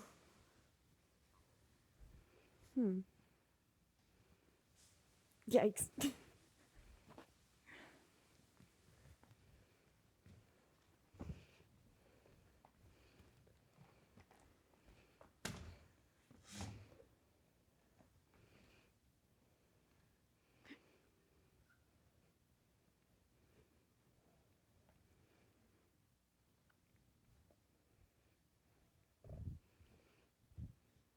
So you mentioned some sensitivity to hot and cold? Uh-huh. Not looking good. Not looking good? May I see? Oh, well, it looks like that we just have a rotten tooth. First sign? First sign of what? Man, there's a lot of gunk in here. The plague? Wait, are we still talking about the rotten tooth? Man, there's a lot of gunk in here. And some weird flavors. From looking inside of her mouth, is the tooth the first sign that we're talking about? I'm tasting some blackberry. No. Cranberry? It's the canker sore. I didn't see a canker sore. Maybe we should just take another look.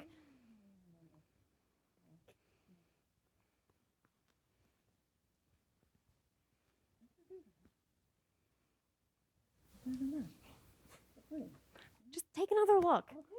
Nope. Don't remember eating that. See, right there. Oh, That's their uvula. oh, that. That's their tongue. Oh, the brain stuff around there. Yeah, that's the one. Good job. Oh, yeah, sorry. Yeah, Doc, that's the one. So how can you fix it? Fix it? We have got to take it out. Aw, what a shame. We were just getting to know each other. Ew.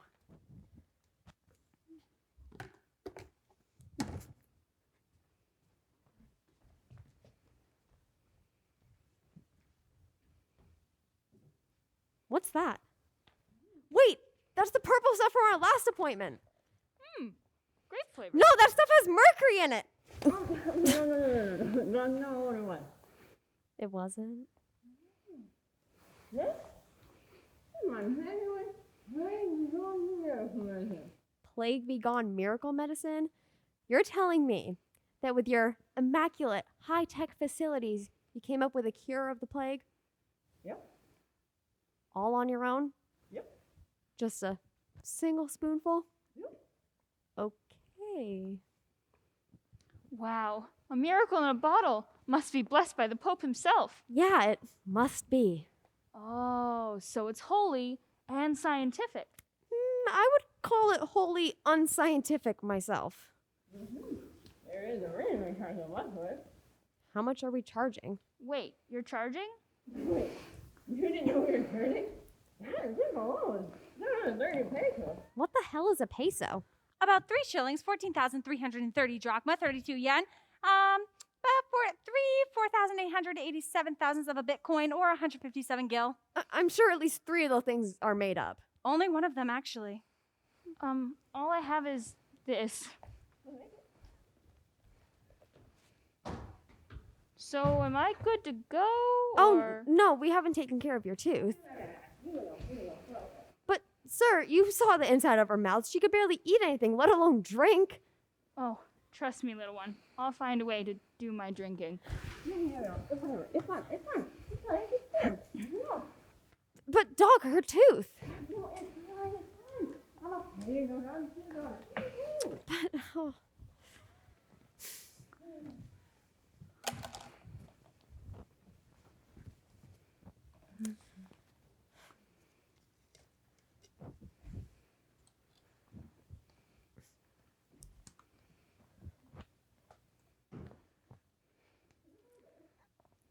Sorry, Doc, what was that? You thought that you could drink liquor through your leather mask? You bothered me a lot today. I'm sorry, what do you mean by bothered you? You questioned my authority. I did not question your authority. Oh, wait. I suppose I kind of did. You did. Oh, with your encouragement. I don't encourage much of anything, dear. I merely imply incompetence. That's the same. God, never mind. But, Doc, if you really think that I bothered you so often today, can you at least give me one example of where I went wrong? My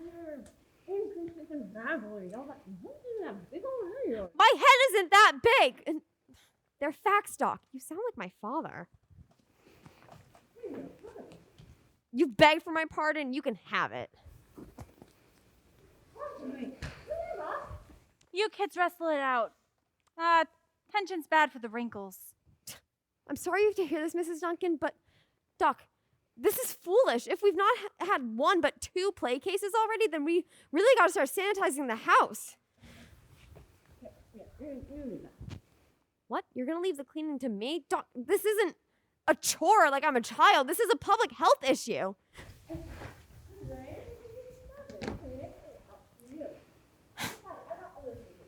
What could be more important? And where the hell are you off to? Business in the market? What kind of business? The apothecary closed at noon. A fitting. What kind of fitting? I'll see, Webster. You haven't had a fitting since you were 9.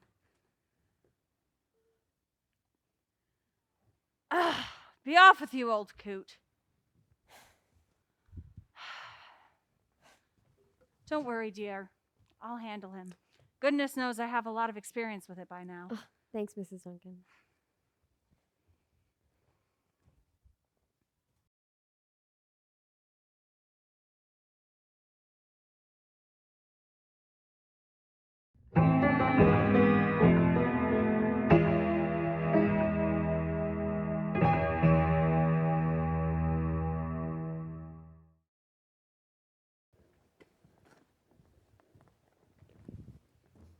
Wow, it looks like the fitting went well. It did. What do you think of our new coat? It looks very nice, but I want to tell you about this patient we have coming in soon. Okay. Hey, do you think she'll like it? I'm sure that she'll love it, Mr. Duncan, but about this new patient, in 10 minutes, we really need to get... Also, I swear, and I got myself a pair of new boots.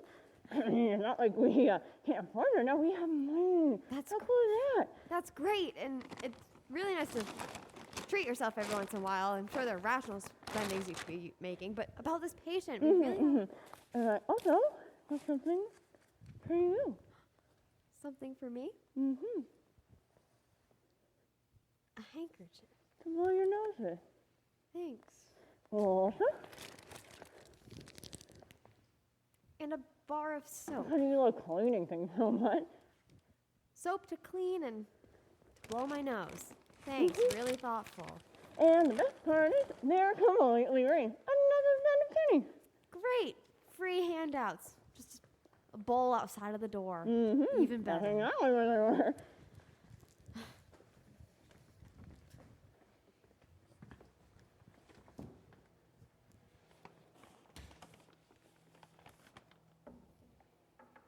Oh, come on in.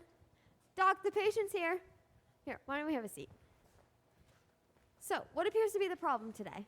Well, you see, I'm the paddleball champion of this town, and I have been for 3 years and counting. And, well, I have a problem, and I don't know what to do about it. Well, what appears to be the issue? You see, I'm scheduled to compete against some of the most talented players in the land in the upcoming championship. And, well, I've been practicing all day in the stables, in bed, in the bath, and, you know, I was just starting to think that maybe I actually had a chance of winning when my talent just evaporated. Gone. Poof. Now I can't even paddle a single shot. Look. See? Oh, you try it then. It's harder than it looks.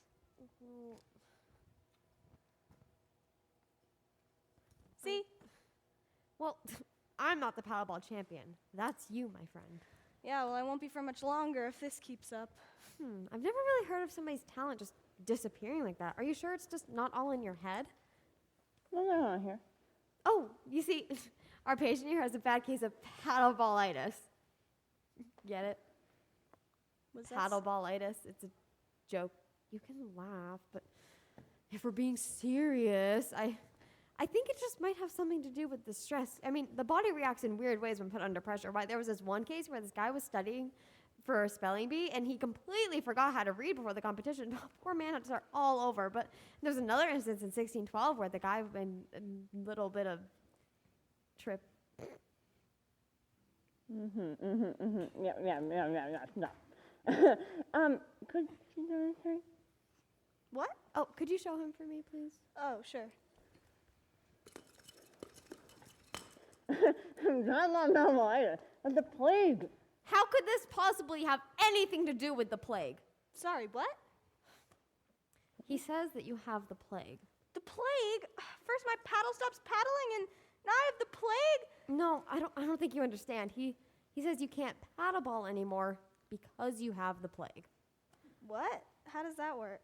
Wouldn't we all like to know? Okay. You know the plague works in mysterious ways. I told you this before. Wait. Where is that damn clip on? Wait. I don't think I understand. I really don't either, miss.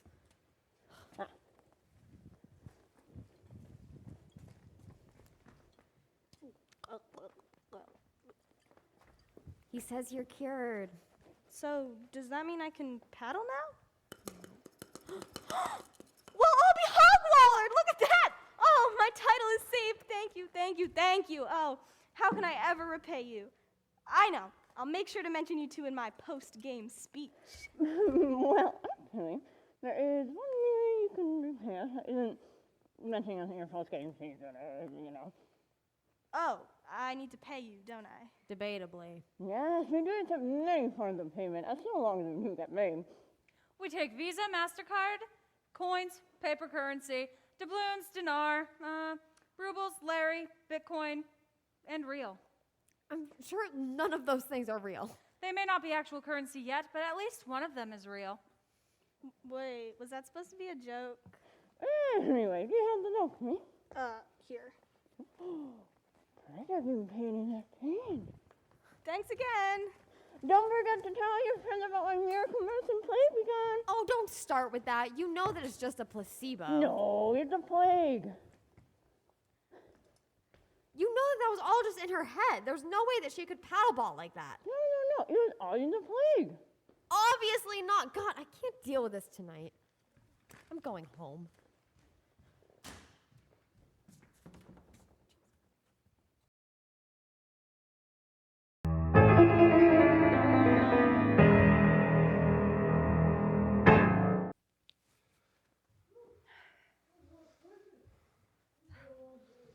Well, dear Lord Webster, I would hope that's the last patient of the day. You've been at it for 12 hours today. Yeah, sure, we're making money, but I miss you. I feel like I see less and less of you all the time.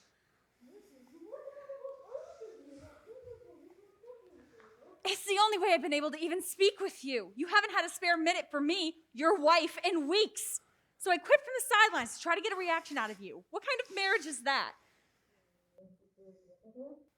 Sacrifices? Well, I'm sure if there's one thing you know about, it's losses.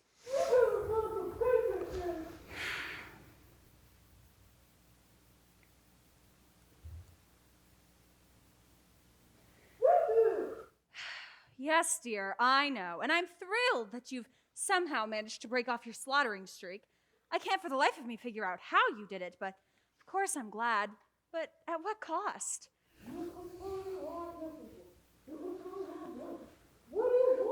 You can't blame me for complaining, Webster. I feel like I never have you to myself anymore. Ever since this new plague cropped up, I've just been a bit lonely is all.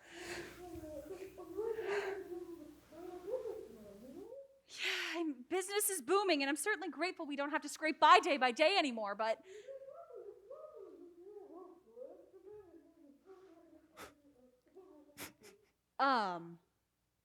Marketing strategy? Whatever do you mean? Webster, the plague is real, right? Or did you just make it up?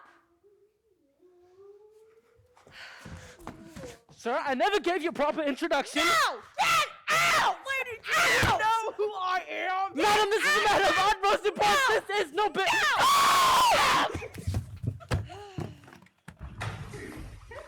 Now, as I was saying, the plague is real, right?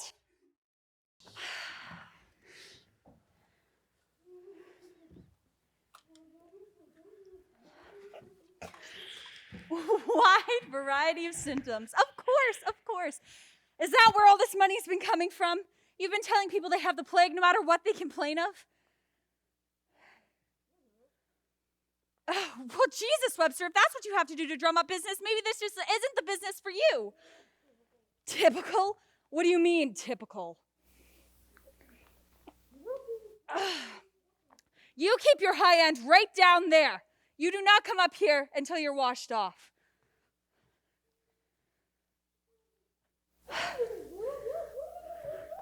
As far as I'm concerned, Webster, you can walk down to the river and back, but you are not coming up here covered in bits of today's patients.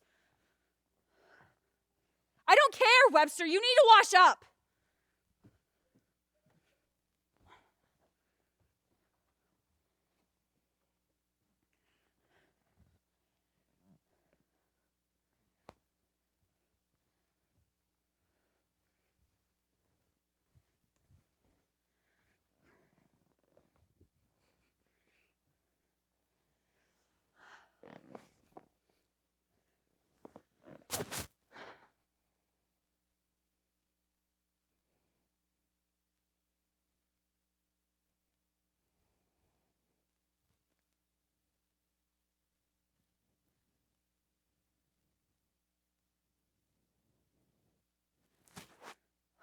Webster, why don't we visit my mother anymore? It's just when we first got married, we visited her every other week. And now it's been almost a year. Yeah, you're always busy working. That's all you ever do is stay down in that parlor office of yours, maiming the townsfolk and ordering around your assistant.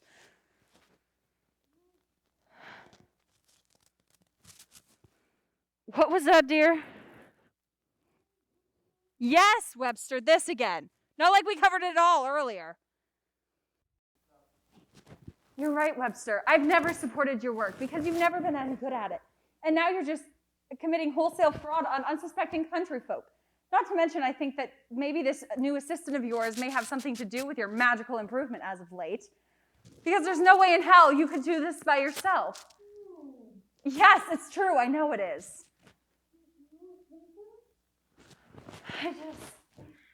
I think it might be time to hang up now.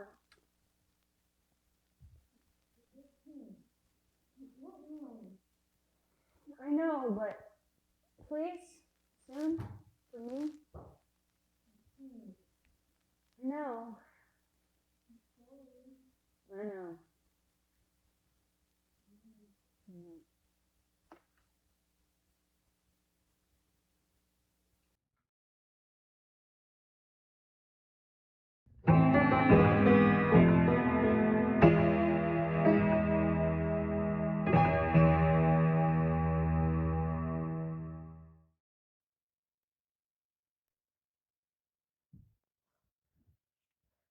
Alex, is that you? Back already? No, Dad, it's just me. Oh, okay.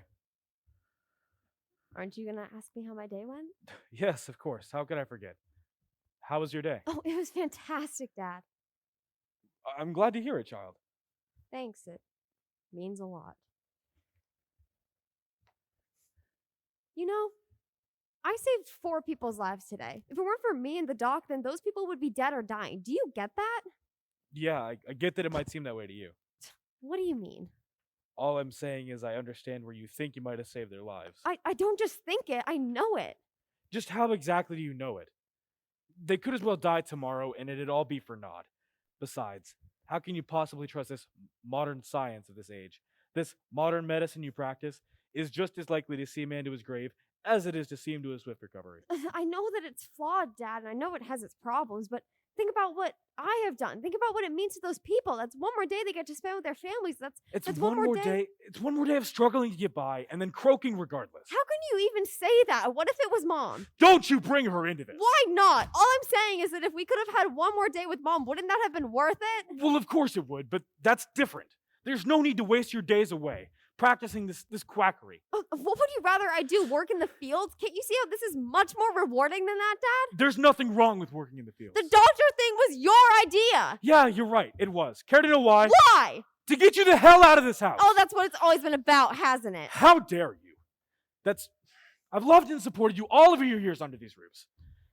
Don't you only act as though I've only ever wanted you gone. It's not true and you know it. Okay, Dad, I'm sorry. You better be, child. That's no way to talk to your father. And that's no way to talk to me. And quit calling me child. You've said it yourself more than enough by now. I'm 19. I'm an adult. Yet you still don't quite act like it. What do you want from me? I have been trying to do everything that you have told me to do. Work on myself. Find a job that'll pay the bills. Have impact. Do something with my life. Can't you see that? I'm trying to do what Mom would have wanted me to do. Can't you just see that this person, your child, is just trying to make you proud, Dad? Father? Not now. Oh, I'll be back. I've got to go get milk. I love you. Alexandra, wait. I love you too, and don't be out too long. You know how it gets after dark. Stay safe. I'm sorry, Dad. I shouldn't have interrupted you. Get back to your reading. Thank you.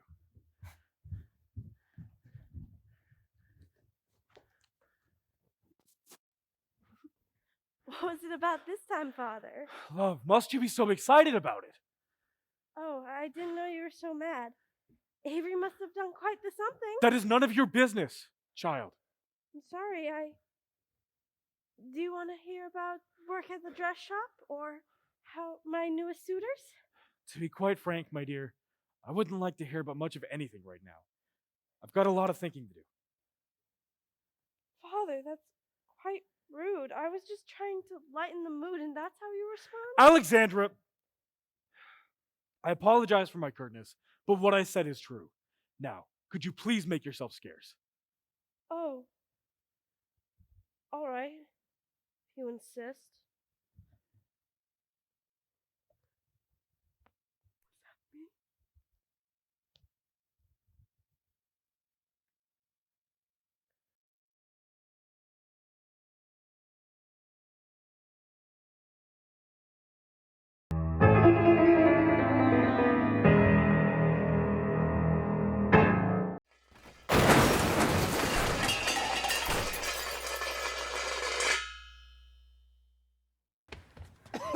Minerva, grab the bed.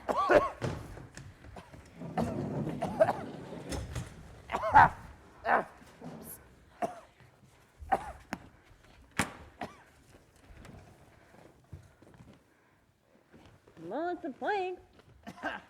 It's not the plague. It could be the plague that's causing the falling from the I said it's not the plague, damn it. I was there. He fell. Your assistant here saved Frank's life. She did. She helped me get the cart off. Praise God who put her on the road tonight. Well, if it isn't the plague, then what do you need to cut off? We're not cutting anything off. We need to save him. Frank, can you feel my hand?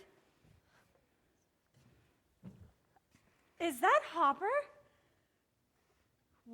What? It looks kind of like him, just a little more broken. We don't have time for that, Mrs. Duncan. Now, Frank, I know you're in a lot of pain right now, but I need help identifying which injuries are the most serious. Wait,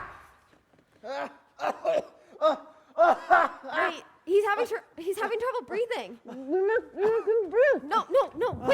Wait. Let me listen. The air's trapped inside. Please, miss, you have to save him. We need to relieve the pressure. There's no time. I'm sorry, Frank.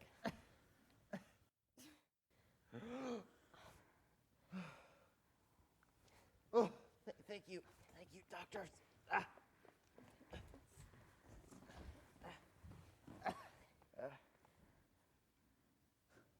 There we go.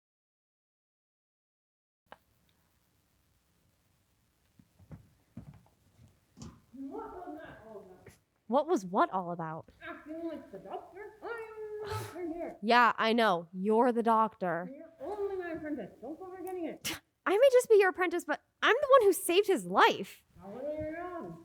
So you rather he died? You sound just like my father, thinking that you know us best all the time. Reality check, it's okay to be wrong every once in a while. Yeah, there, I said it. You know, it doesn't make you any less of a man to just accept that you may not have all the answers. Look, yeah, I may have dropped out of college and I might not have a complete education, but that doesn't mean I can't make my own judgments and form my own opinions. And, you know, I would do a whole lot better without your condescension and negativity all the time. And yeah, I may move home for some stability, but that does not give you the right to treat me like a child at every turn. I'm bright, well-read, and able, and every mistake that you make is clear as day to me. When have you ever been wrong?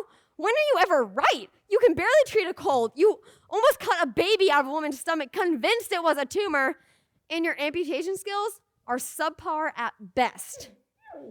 Oh, don't kid yourself. You have no idea what you're doing. The plague? That is all that you talk about, Webster. Look, you know, I did some research, reach out to other doctors in the area, and this plague that you keep talking about, they haven't seen anything that, like you were claiming, and these symptoms you keep seeing don't line up with any other plague known to man. God, I was suspicious before, but you lied straight to my face. God, it was so obvious. Just admit it. You have no idea what Doctor? you're doing. Yes? Yes. Actually, I mean the missus, sir. Oh, I'll get it. How's your friend doing, friend? Oh, he's incredibly sore, but alive. Thank you. Thank you so much. You saved him. I don't know how you figured it out, but I'm so grateful you did. It isn't much, but Frank and I want you to have it.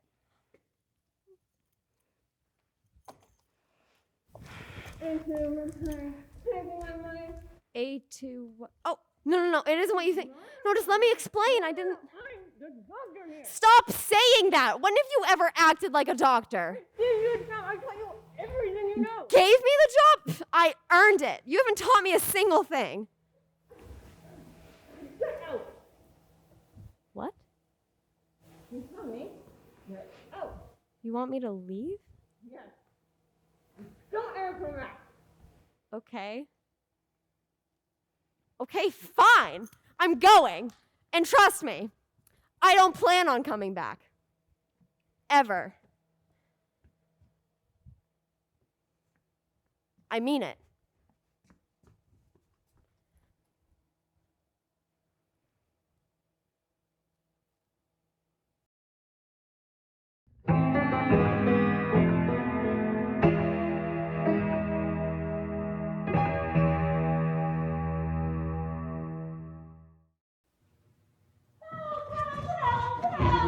Somebody help! Lord William, he's grievously ill! Somebody help us before it's too late!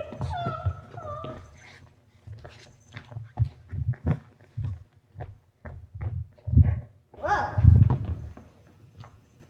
God fashion's changed a lot since I was in school.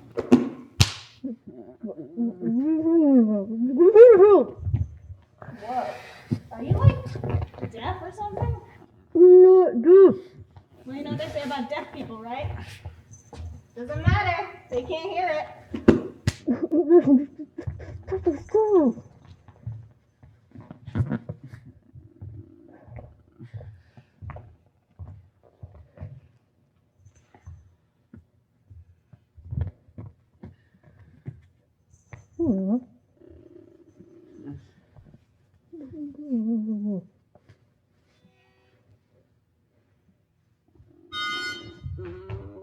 Listen, can you hurry this up a little bit or something? Because Lord William hates being away from his beloved pet rat for longer than an hour. And he'll be very upset if Professor Radigan misses his supper. Isn't that right, Lord William?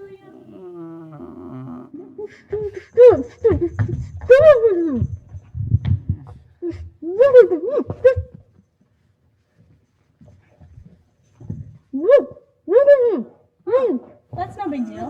I get a rash like that every payday. Yeah, probably because I'm allergic to peanuts. Whoa. Maybe he's just misbehaving. Whoa, Doc! What's the fuss? I think that one was a bit of a stretch.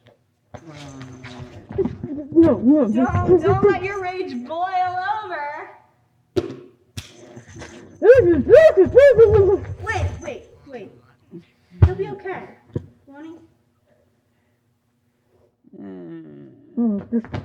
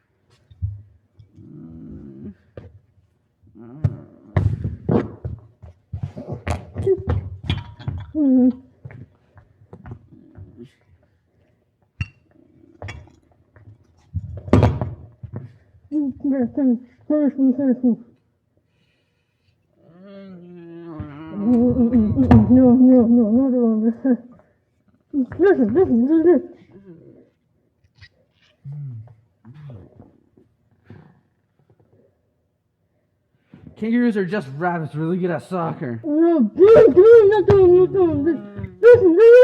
Oh,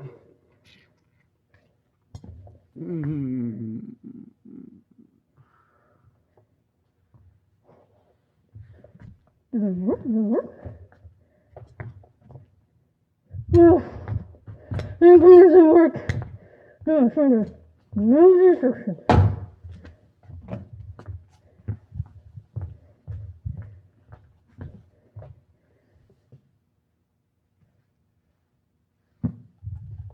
Oh. What have I done? What have I done?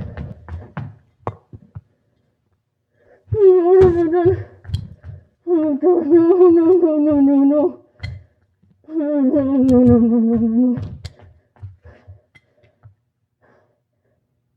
Oh, no.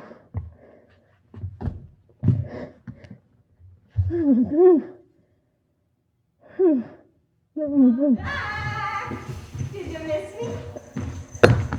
What's wrong? Plague doctor got your tongue? Wait a second. What's wrong with Lord William? I'm sorry. What did you do to him?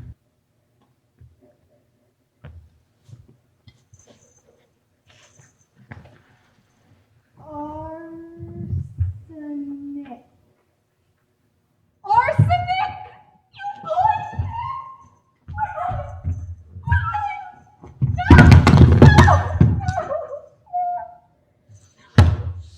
How could you? Listen, I don't know what you're saying. Frankly, I don't care anymore. All I know is that you're a fake and a fraud. And I will tell everyone of how you ignorantly poisoned our Lord. Oh, Professor Radigan is going to be so distressed.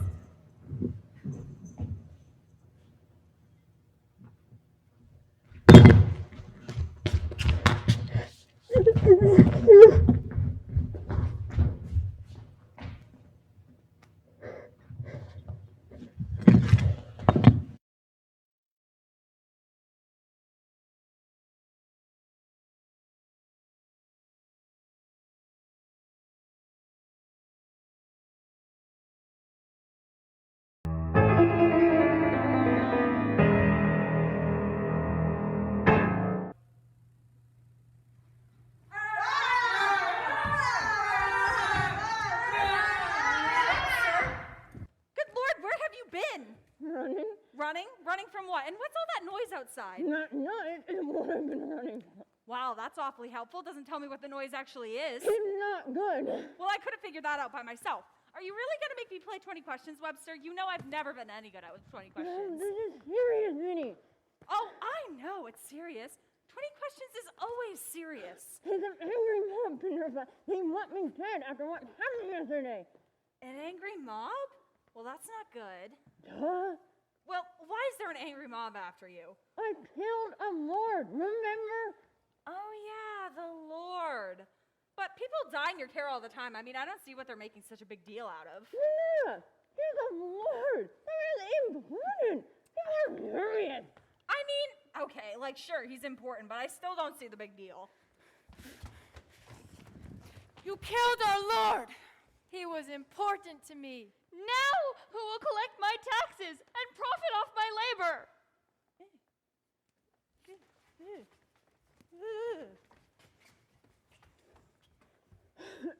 We're gonna die.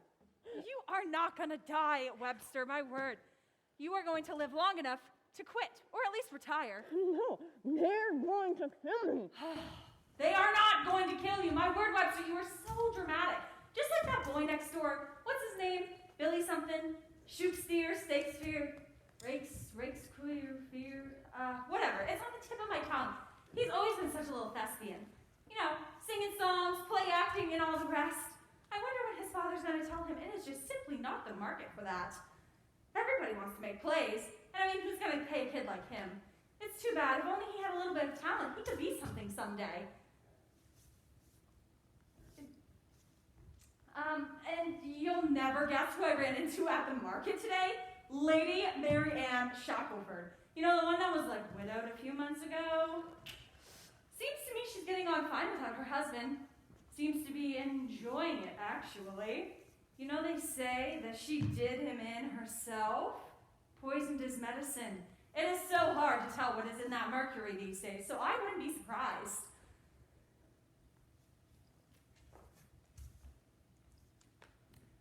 And I also ran into the butcher. Pretty kind once you get to know him. Yeah, he's, very kind, in fact. He offered me free cuts of his freshest cow. I think he may have been flirting with me, come to think of it.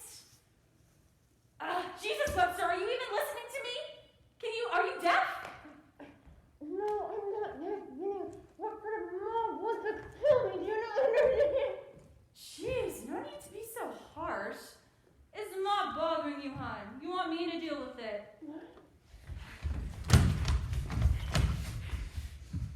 Your husband's killed a man. You say that like it's a new thing. He should be hanged. Get a warrant! A what? Oh, good Lord, these people are dense. Leave now! Make us!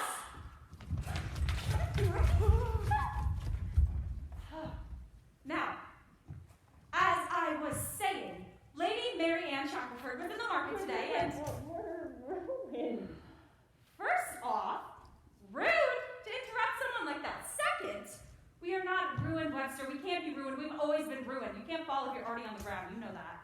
We get enough 6 feet under. 6 feet under? I told them to leave, and they left. It's not a problem, Webster. No one trusts me anymore. No one will come here anymore. To be fair, Webster, I don't think anybody really trusted you before this either. Well, at least they cared to me. Out of desperation and nothing else. Exactly! If they're desperate enough, they will fall right into your lap. Sounds like a line right out of our wedding vows. Minerva, this is no time for joking. I'm being serious, Webster. We'll make it through this. No, we won't. That's an awfully nasty cough you have there, Webster. You've had it for nearly 2 days. Are you all right? It's nothing. It doesn't sound like nothing. It's nothing. I think you need to calm down a bit, Webster. Calm down! You want me to calm down? My life is falling apart, and you want me to calm down? Yes, I want you to calm down. What do you expect me to do when you get all hysterical like that? Hysterical? Yes, hysterical, like that. You wasn't there? I know you were there.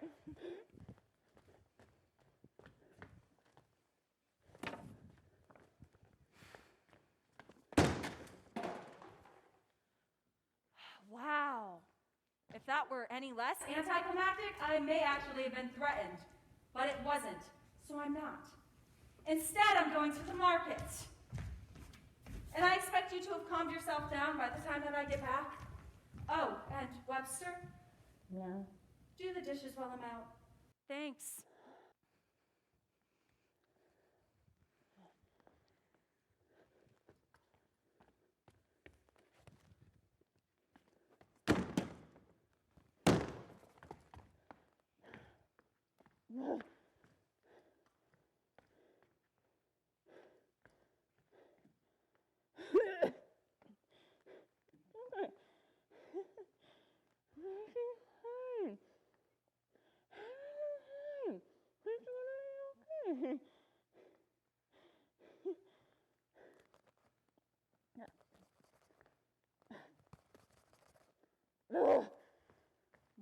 What am I doing? My life is falling apart, and I can't do anything about it. I believe in him. Yeah, I'm already down. My friend is gone, and my life at stake. I'm turning off the only good that ever come of my existence. My wife had left me. And my fledgling apprentice had lived in her fury, and now my wife is one of her own. So I exist ready to help her. A mighty thing of the gods. It is simply the ring of fate, a moment of touch. And my entire life led me to only this moment. Oh my God. Oh my.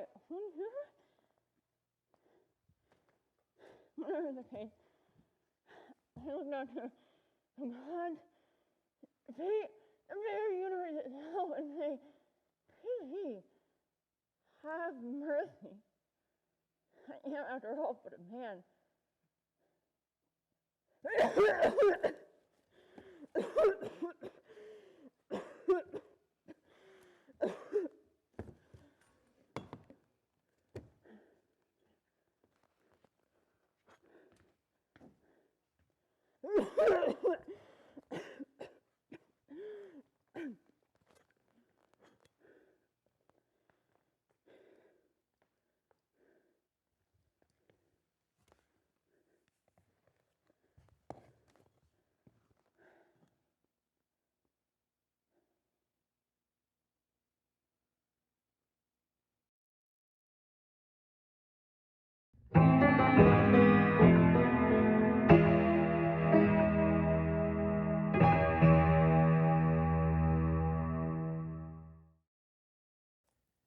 Working for mother saved my ass. Working for her. And for what? To read.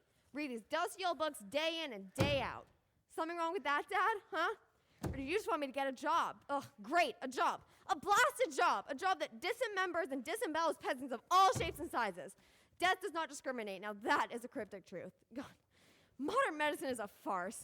Curse this country. Curse this century. I can do better than this. I can always go back to school and, get my degree in physiology. No, not medical science. What about anthropology? God, no. Think. Mom always said I had a way with numbers. I could maybe be an accountant. Oh, what? Yeah, our country needs good bankers these days. No, but banks won't be established until the 17th century. Child, it is the 17th century. Yeah, but I might not be alive in 1672. Nothing wrong in that. There is everything wrong in that. God, what am I gonna do? Get a damn job. I just had one, Dad. Give me some time. We're not doing this again. Child, we already are. God bless! Look, we've all been through worse than this. You don't see your sister complaining, do you? Why, I had to endure— Worse than watching somebody bleed out over gangrene that doesn't even exist yet, or a tick bite that isn't even infected, or I watched men bleed out over pettiness, and why, is a miracle we were able to save anybody at all. God, I have seen The Circle of Hell led by the poet Virgil, and yes, I did read that book, not Spark Notes. The what? Oh, never mind. This is nonsense. God, I will never, ever work in the medical practices again. I waste away my days studying this codswallop, yet my passions never matter, Dad. This is a world full of work and dirt and filth. It's all just grit and callous fingers. You just gotta bite the bullet. Wait, do bullets exist yet? No. Well, just forget it. God, what am I gonna do? If only I could be an accountant. Wait, I'm missing a volume. Dad, have you seen any of my books? Your what? You know, the thing with the pages and the words thought to be established somewhere between the 2nd and 5th century. Excuse me? Just forget it. Oh, what are we forgetting? Hurry up, child. Life is short. There's no need to waste it looking in a book all day. Thanks, Dad. Got it. Good, because I'm not going to repeat myself. What was that about, Father? What was Avery looking for? Oh, nothing. Just another one of her blasted books. Again. Like that's gonna help her in life. I don't know why she keeps them around anyway. Well, actually, Father, I'm not so sure about that anymore. Oh, come on. You've seen your sister. She's nothing more than dead weight in this family. She's finally gotten a job, and it's with a quack. A medical quack to boot.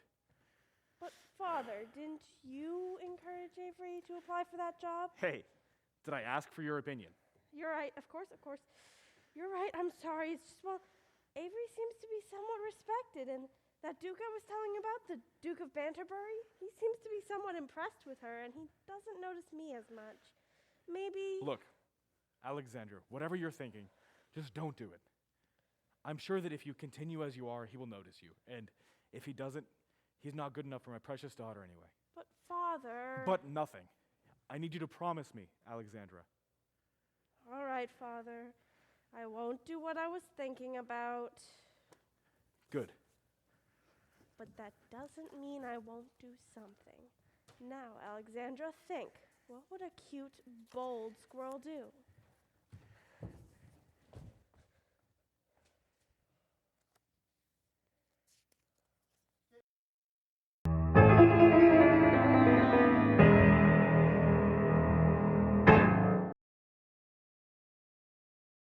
Oh my.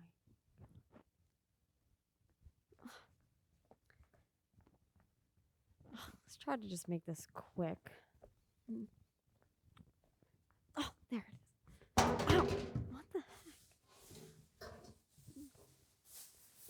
heck? What are you doing here? Well, I didn't really have time to grab my bag before you, well, you know. How's business? Fine. Fine? It really doesn't look fine. Fine, didn't I? God, why are you still lying to me? After all this time, you're still lying. Look, people talk. I heard about what happened with that lord. I know you haven't had a patient in days, but why do you feel the need to keep lying to me? You lied about your qualifications as a doctor. Even now, when you stand nothing to gain from it, you're still lying to me. God, when I first came in here, I thought that you knew everything. There was no word that I could even say without any real certainty next to you, Doc. But now I know you never knew a damn thing, and nobody even said anything because everybody left in a body bag. Well, what do you have to say for yourself? You're right. You're right about everything. I know that I'm right, but that doesn't mean you're going to stop, are you?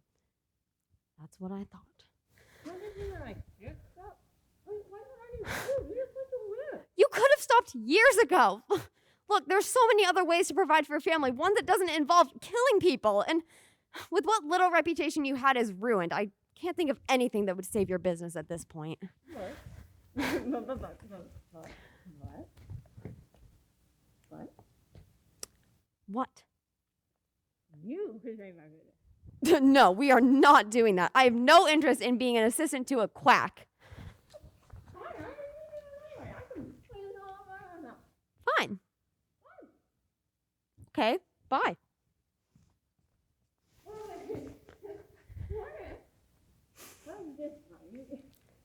You were my assistant. What were you thinking? Indentured servitude? I was thinking of partnership. Partnership? Yeah, you know, it's a 90-10. 90-10? That's hardly partnership. That's practically communism. Look, it'd have to be at least 50-50. Okay, I got it. 1,000 to 1. You have no idea how to haggle, do you? Fine. And you're going to have to start making a lot of changes around here. And you're going to have to listen to me when I tell you that somebody's about to die. Fine. And you're going to have to stop trying to amputate literally everything. It's going to be a lot of work. We're going to have to work pretty hard around here. You are going to have to work really hard around here. Yeah, I will. Okay. Do you have a deal? Fine. I guess we have a deal. Look, I'm only doing this because I pity you, and you'd be ruined without my help.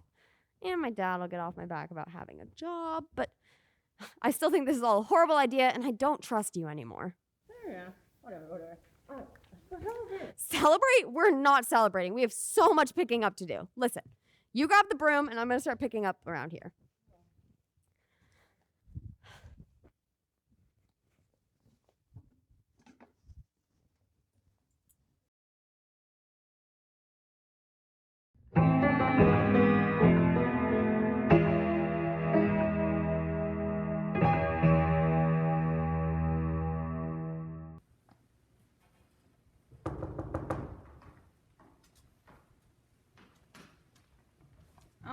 Hello?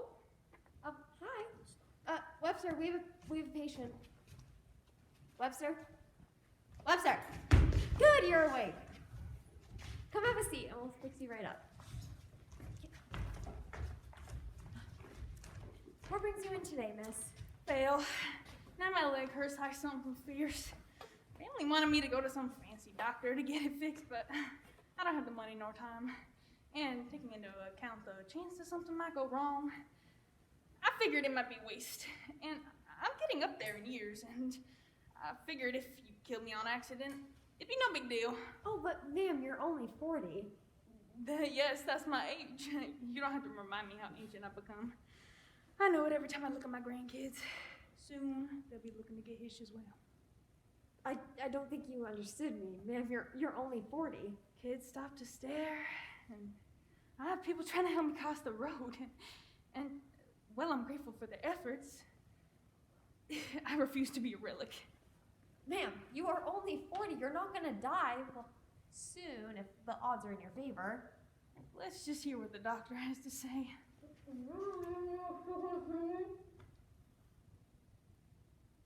Just what do you think?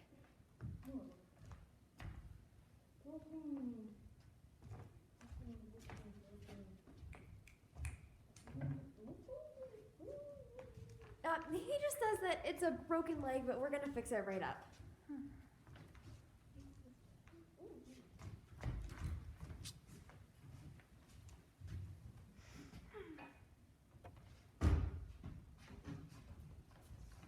Hold still.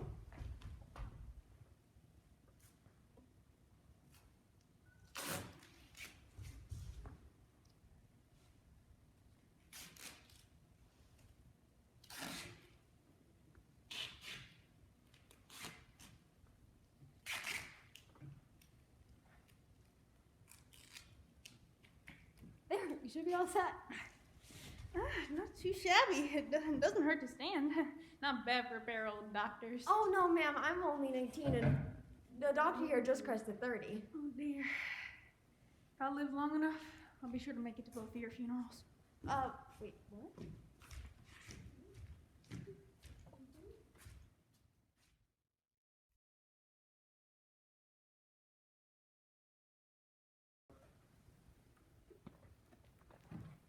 Hello. Oh, hi. What brings you in, miss? Well, I was out picking flowers for my mother, and I saw these little plants on the edge of the field. As I was adding these nice shiny 3-leaf plants to my collection, my hands started getting all itchy. And when I got home, this icky rash popped up. Well, dearie, we've got a competent one and a novice. Which doctor do you choose? I'll give you a hint. Choose the one that's younger. Oh, no, she's just joking. I'm only his partner. Oh, right. That was a joke. So, what do you think, doctor? There doesn't really appear to be any scrapes or puncture wounds near the rash. He just says that it looks like a reaction, possibly due to the 3-leaf plants, and we recommend a chamomile paste. Chamomile paste sounds rather pleasant. Yes, I recommend 2 applications a day, one in the morning and one in the evening. That I can do. Thank you kindly, doctors. Oh, no, I'm afraid that I'm not. Thank you. I'll just be going. Well, look at that. It's nice not hearing shrieking every time you have a patient. Hey, there was no shrieking with the last one either. Wow. That's 2 out of 2010?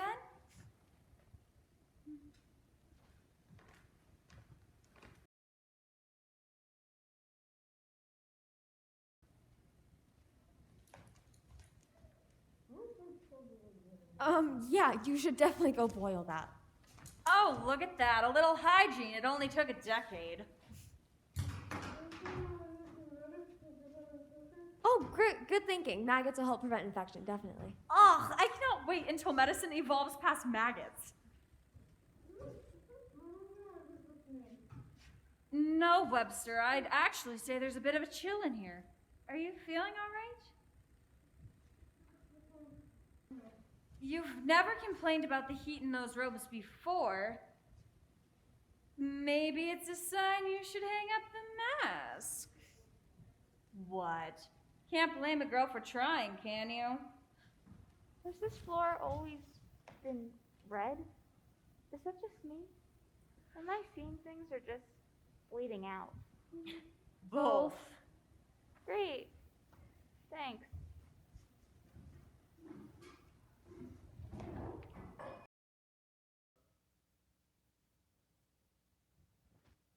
Oh, good morning, sir. How may I help you today? I'm having trouble breathing sometimes. Oh, yes, we should. The doctor needs to know if you were doing anything that may have affected your breathing. Usually, I'll be working in the fields, but I'll also have trouble breathing when the pollen is too thick, when the air is too cold, or when there's just too much mold. I'll be wheezing so badly that my family will come running. Oh, I read a lot about this in a book that I was reading, and it was really fascinating. That's nice. Really, it is.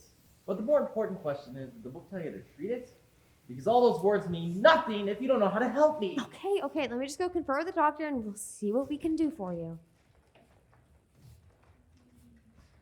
Excuse me, ma'am. Are these two trustworthy?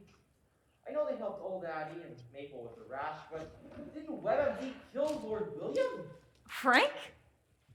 Oh, never mind. Well, sure, he may have killed that noble, but he's not an all-powerful being. I mean, you know, like, what's-his-face tried his best, didn't succeed. Well, that isn't really reassuring. Oh, really? You want this doctor or the witch doctor? Well, I guess now that you mention it. So after conferring with the doctor, we've determined that you have a mild case of asthma. So here's this pamphlet that we want to give you today.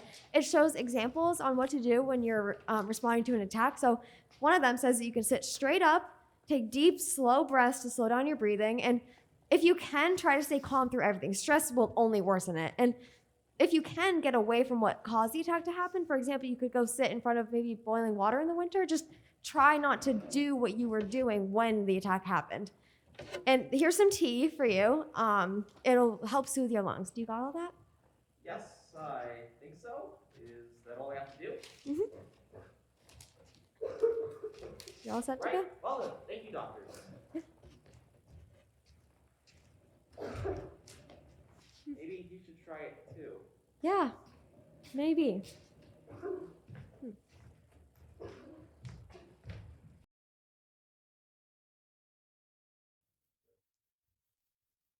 Doctors! Doctors! Doctors! My son is sick. Can you help him? Yes, of course. Come have a seat. That's better. Daryl, get your hand in over here and show him what's wrong with you. Oh, it's nothing. Oh, ow, come on, Mom. Grimmer knows of Copper's beaver. Daryl, you better roll up that sleeve and show them what you got going on. Ooh, that looks like measles. Oh, yes, can you go grab the tea for them? I'll tell them the rest. All right, so it looks like your son has a mild case of the measles, so he's going to have to rest and drink lots of liquid and do no chores, nothing strenuous, or else he might not recover as quickly or easily. Here's the tea that we want you to drink. You got all that? All right. Oh, doctors, doctors, thank you, doctors. I'm glad you're in as bad as everyone says you is. Word is that you may laying down. I killed half the town at this point. But bless your word, you ain't quacks. I would tell the whole village about you. I'd like to community councilman. Bless the Lord and bless you, doctors. All right. Who are you and what have you done with my husband? My husband would have diagnosed them with an infection and given them leeches. Oh, of course not, dear. You were worse. But it is adorable that you don't think so. Yes, Webster, it is getting colder in here. That's what happens when it's winter. But I'm surprised you can feel it. You're dressed head to toe in that getup. Old age. Darling, if you're old, I'm old. Are you calling me old? That's what I thought.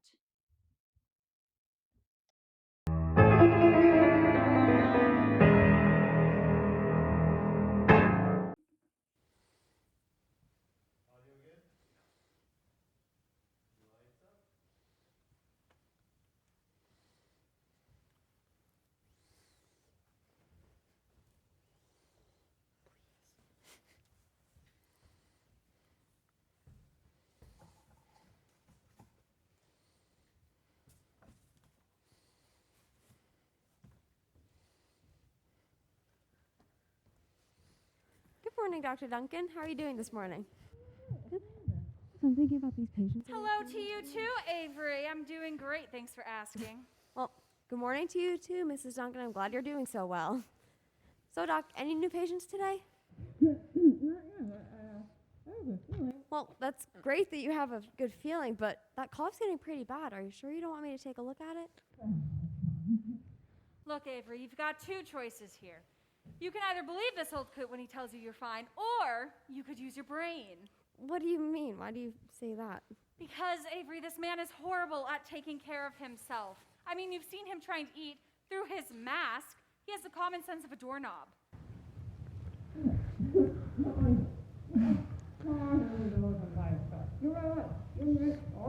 Just because I'm your wife and I will worry about you does not mean that I don't have good cause. I mean, she's got a point.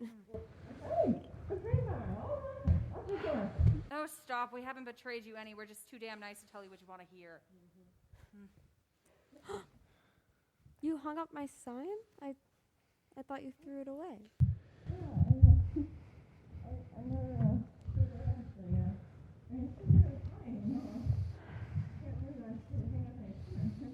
Yeah, it's a nice sign. Oh, for heaven's sakes! What is this? Theater? Can you please just both agree that you want to make up already? I mean, stop with the melodramatics. Can't you both just admit that you both want to move past Webster's mistake?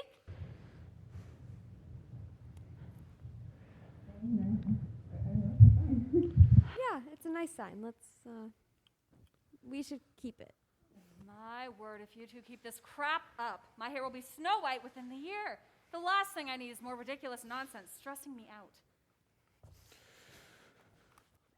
Greetings, gentlefolk. Rise in honor of the arrival of Sir Chadwick, Knight of the Pong Table, Duke of Banterbury, High Arbiter of the Royal Vibe. His grace is struck in affliction most cruel, and requires the most advanced treatment known to Christendom. Well, that was unpleasant. What's the issue? His grace has been seen retching of substance most vile and repulsive, reeking of spirits. He also reports an indelible pain betwixt his ears, thumping alike to that of a church bell. His grace has struck a mood most foul as well, as though his very nobility has been struck from him. His powers of intellect and deduction have also fled quite readily, perhaps due to the pain. Well, that sounds unpleasant, but it sounds to me that... That's a good thinking, Mr. Duncan. Actually, you probably did have a bit too much to drink last night. Perish the thought! How very dare you make such an accusation of Sir Chadwick, High Arbiter of the Royal Vibe, Knight of the Pong Table, Duke of Banterbury, the same very Sir Chadwick... Bro, could you, do me a favor? Yes, you certainly very well know I live to serve. Could you, shut the hell up? Shutting the hell up. No, I meant, be quiet, dude. I'll be quiet over here.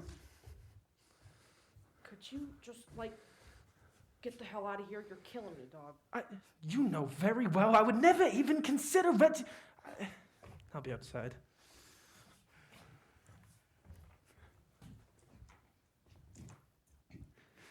All right. Sick. He's gone. Okay, well, Sir Chadwick, your grace, what we can... Could you, not with, the sir and the your grace, okay? I get that way too much already, and you're just, totally killing my vibe, okay? Just call me Chad, man. Okay, well, Sir Chad, man.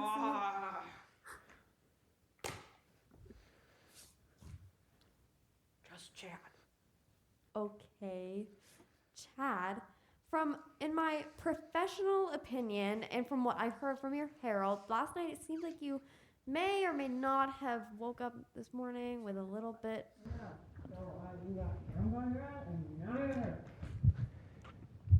What was that? He said you got drunk as a skunk, so now you're sick as a dog.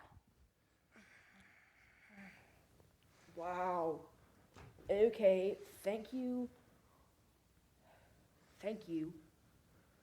Your wife is loud, man. Never realized how loud she was. God, what a bad vibe. Anyway, what were you saying? He said you got drunk as a skunk, so now you're sick as a dog. Huh. Thank you, loud lady. Okay.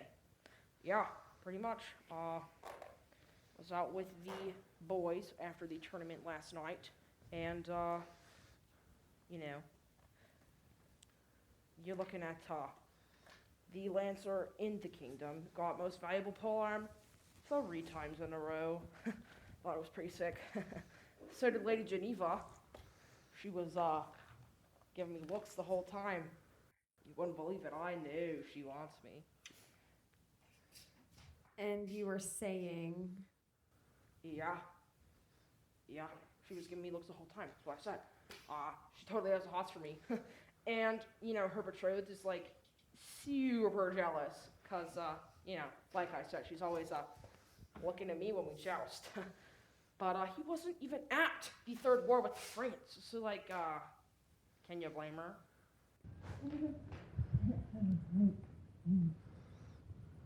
What?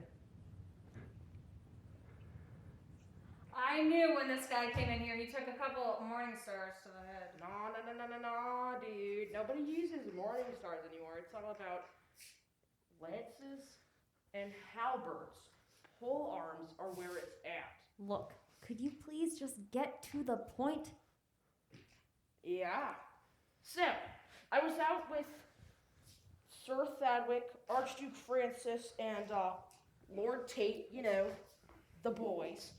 We're out with some dudes from the Byzantine Empire, because, like, Greek life, am I right? There was this guy there, his name was, like, Jägermaster, or, like, Mr. Jaeger, something like that, I don't know. But when I woke up, I was wearing tablecloth as a cloak and plate armor. It was awesome. You totally should have been there. Yeah, but, like, what do you need from us? Oh. But when I woke up, I was like, dude, my head hurts. Okay, and then I remembered that you guys, like, fix people. Yeah, I thought you could, like, you know, give me something.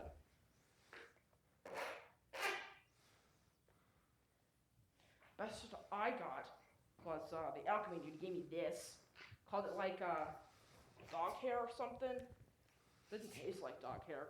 Wasn't bad. Don't really know what it was, though. I still kind of need something, though, you know, so you guys think you could, you know, like, help me out? Hold on a minute, young man. After you come in here threatening to shut us down, you have the sheer audacity to come in here looking for treatment.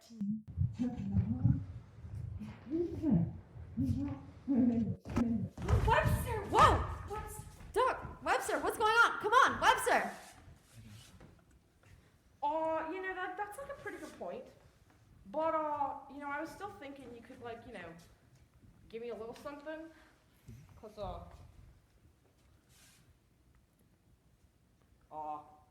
hello? Look, could you just get out? Grab, like, a bottle of Pedialyte on the shelf or something. Just get the hell out! Okay.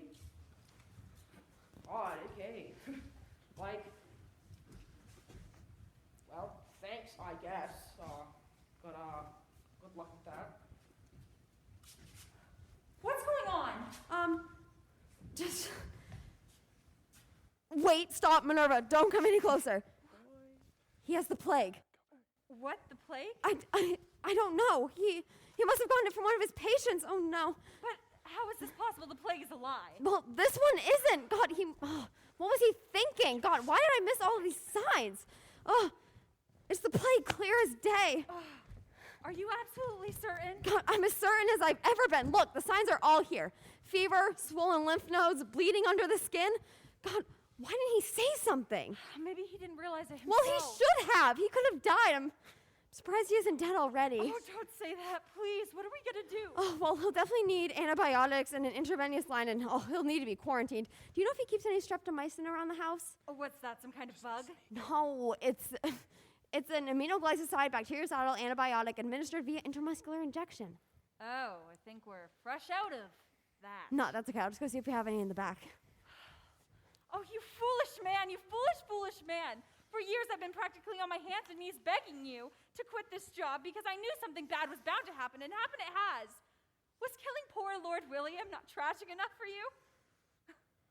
Guess not, else we wouldn't be here right now. Oh, I'm sorry, dear. I didn't mean it. I swear. Just please wake up. I swear you can be a doctor for the rest of your life. By my troth, you can do whatever you want. Just please make it through this. I couldn't bear it if you... But Mrs. Duncan, what are you doing? Get back from him. What did I tell you earlier? God. Did you find anything? This is all that I have. I just hope it's enough. Well, what if it isn't? Well, it better be.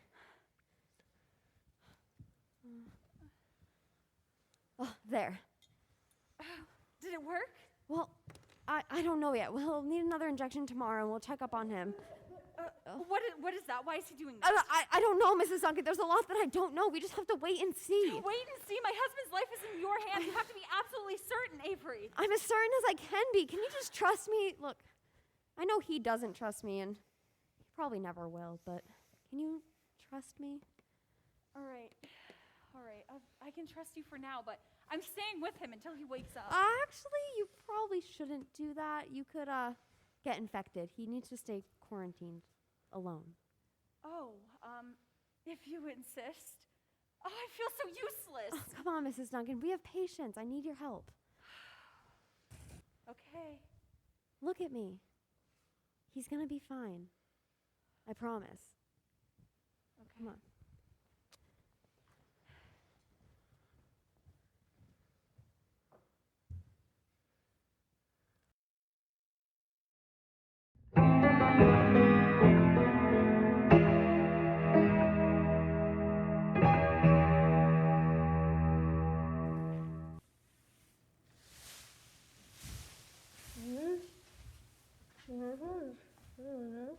Webster? Oh, you had me so worried. Don't do that. I'm sorry, Minnie. I'm trying to, but... You better not, else he'll be eating porridge for the rest of your life. What's going on with it? Now, while you've been out of commission, Avery's been tending to the business. She takes them in, sits them down, fixes them up, and sends them out. She's quick and efficient. Word's been spreading about our practice. Good word, even. Even before, when she was just your apprentice, we've never had this much business. Webster, what's wrong? Do you want me to get Avery? Do you want... It's fine. I don't have a lot of time to think about being a plague doctor and everything, and hope might not be the right fit for me. I've tried, but Lord knows that I've tried, but when I hate working with Avery and how she has to say, I realize more and more that I don't know I'm doing what I'm doing. At all. All I've done is steal and hurt people. Webster, I know it must hurt to say, to know that you've never been any good at this. You know full well that I don't think you're cut out for it, and I've been suggesting for years that you try a different profession, because yes, you do fail at it. You fail spectacularly. But nobody doubts that you tried. Not me, not Avery, not anybody. I know, it's just, I really felt like I was helping people, you know? And I was able to support you, support us, and I was able to do such nice things. You know, Webster, all you really ever did was help them into an early grave, and I didn't want the nice things to begin with. So what you saying? No, Webster, you listen to me. I didn't want the nice things. I never did, not even in the beginning of our marriage. That was Mom. She wanted the wealth and status that came with being a doctor. I didn't care. I mean, I liked the sweets and the flowers. I liked the jewelry. I mean, sure, they were nice. It made me feel special, but I never needed them to be happy. I needed you. No. But I don't know what I'm going to do without him. I don't know if I'm going to know who I am. Now, Webster, that's just asinine. You won't know who you are without it. You didn't become a completely different person when you put on that mask and started sewing people up.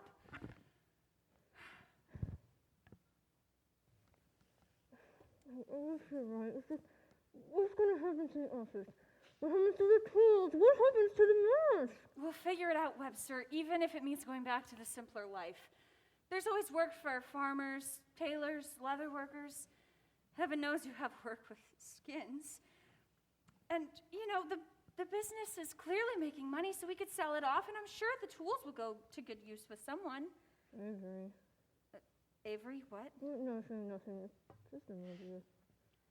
All right, dear. Well, you better get some rest. They say sleep is the best medicine. Sleeping through the test sometimes.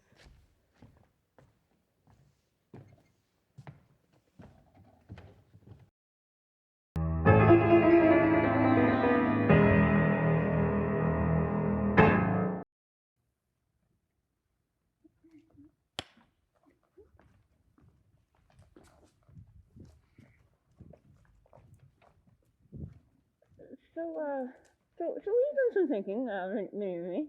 Oh, thinking about what exactly? You know, things, medicine, stuff like that. Oh, thinking about medicine? That's great. I was actually doing some thinking the other day about stitches, and we've been using hemp for a while, but I found somewhere that you can go over stitches altogether. Not that kind of thinking about medicine. Oh, were you thinking more like... No. I can almost guarantee I don't mean what you're about to say. I meant like the practice, the business side of things. Oh, I really don't have much of a head for business. But I'm certainly glad to help. What were you thinking of changing? Well, you know, making a change in ownership, like putting it under new management. What do you mean putting under new management? Did you sell the place, Webster? Oh my gosh, this is bad. You really do not want a reverse mortgage, no matter what the ads say. It's not worth it, Webster. No, I didn't sell the place. What the hell is a mortgage? I meant like you own the place. Wait. You want me to own the place? Like, run the place? Like, be the place? Dad, what are you doing here? Where's the doctor? My daughter needs help. No, not that one. Alexandra, get in here. But it's embarrassing. Alexandra, you were injured. Get in here and let the doctor have a look at you. My word, has there been a hurricane? And who are you exactly? Alexandra, what happened to you? Nothing. It's really none of your business. Do you know this? Yeah, this is my sister. And here's my father. Are you the doctor? Yes? I'm sorry. Oh, yes, Dad, this is Dr. Duncan. It's nice to meet you. I'm really appreciative of the work you do here. Thanks. Is anybody going to help me? Oh, right. As you can see, my daughter's been in a bit of an accident. Her legs need looking at, and her head, and probably her back, too. What she needs is a bath. Well, she's covered in half the countryside. Well, here, come have a seat and we'll have the doctor take a look at you. Alexandra, what the hell have you been doing? I went for a ride. That's a bit of an understatement. You went jousting in a dress. You did what? There's nothing wrong with a little bit of exertion every once and again. In fact, it's recommended. Look, I'm all for physical activity, but you hardly seem the type to joust. She's not. And besides, it was all to impress some archduke or vassal or someone anyway. He's a duke and a knight, and it wasn't to impress him. He just happened to be there. Oh, Avery, you're the one who's collecting fish all around. I should go to the kingdom, right? Yes, if you go grab a cloth for me, that'd be great. So, tell me more about this knight. What more do you need to know? He is handsome and strong and just so friendly. Every time I'm around him, I feel perfectly at ease. No, sorry to interrupt, but I don't know what country. I'm coming. So, let me get this straight. You wanted to impress some guy, and you thought jousting was the way to do that? His name is Sir Chadwick. Wait. Sir Chadwick? You mean like the Mr. What's up, dog? You're killing the vibe, man. That's the guy that you've been crushing on? If you want to put it that way. Oh, that guy tried to set my business down. Yeah, he almost put us out of business. Well, everybody makes mistakes. Ow. Oh, whoa. Oh, this is more serious than I thought. What's the matter? Well, her leg's very inflamed. It might even be fractured. I think she goes up to a wooden rope for strength, right? Oh, yes, please. Can you grab that? Thank you.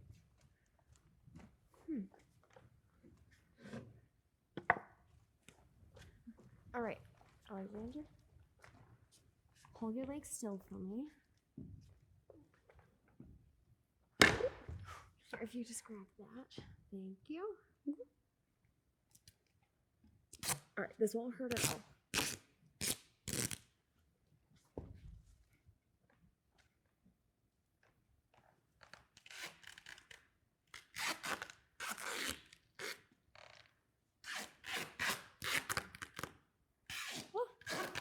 All right, there. That should hold pretty well. Just no moving on it and putting a ton of weight, and definitely no more jousting. Well, obviously I wouldn't do that again. That armor was ridiculously heavy, and those horses smelled. It's that simple. But Avery barely did anything at all. Well, actually, Dad, the splint does most of the work. Shh. Just let me confer with the doctor. Can you please check her work? I'm just not so sure that she really knows what she's doing. No. Really. Avery, please explain to your father what you did. Well, actually, it's quite simple, really. Whether or not Alexandra broke a bone or even just fractured it, then the splint works to stabilize the bone so the bone won't move any further. Plus, so when you put wood on either side and wrap around it with a rope or a cloth or duct tape, then it'll ensure that no movement exacerbates the injury and allows the healing process to begin. It's that simple. There's got to be something more to that. Actually, Father, this feels pretty secure. I think we should trust Avery on this. But Father, it's fine. I'm okay. What's wrong, dear? Oh, nothing's wrong.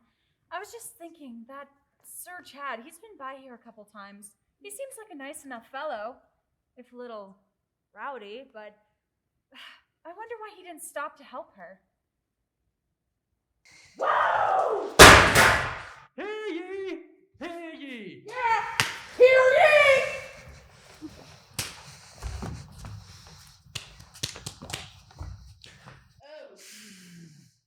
Hey, Alice. Honest. Her name is Alexandra Wotton, sir. Yup, right. Alexandra. What's on? All rise and take notice of the arrival of Sir Chadwick, Duke of Banterbury, Knight of the Pong Table, High Arbiter of the Royal Vibe. Yo. Yeah! You hear that? You hear that? Ow, man. I really shouldn't have done all that jousting today. What a man's gotta do, what a man's gotta do. You dig? Yes, well, His Grace is here to once and for all follow through with his father's orders to shut down this negligent, despicable excuse for an establishment and prevent Webster Marcus Duncan from ever again practicing in the field of medicine. Oh, yeah! I'm shutting you down! No distractions this time. Well, I'm actually pretty medicine. Dude, I thought you'd understand this the first, second, or third time that I told you. I can't understand you. No, Sir Chad. What he was saying was that he's quitting medicine, giving me the business. You don't touch me, okay? I have to shut this place down, okay? So my dad will get off my ass about following through on responsibilities, okay? So that he will give me back the keys to my palace in France. Okay, that's where all the hotties are. It's my life, bro.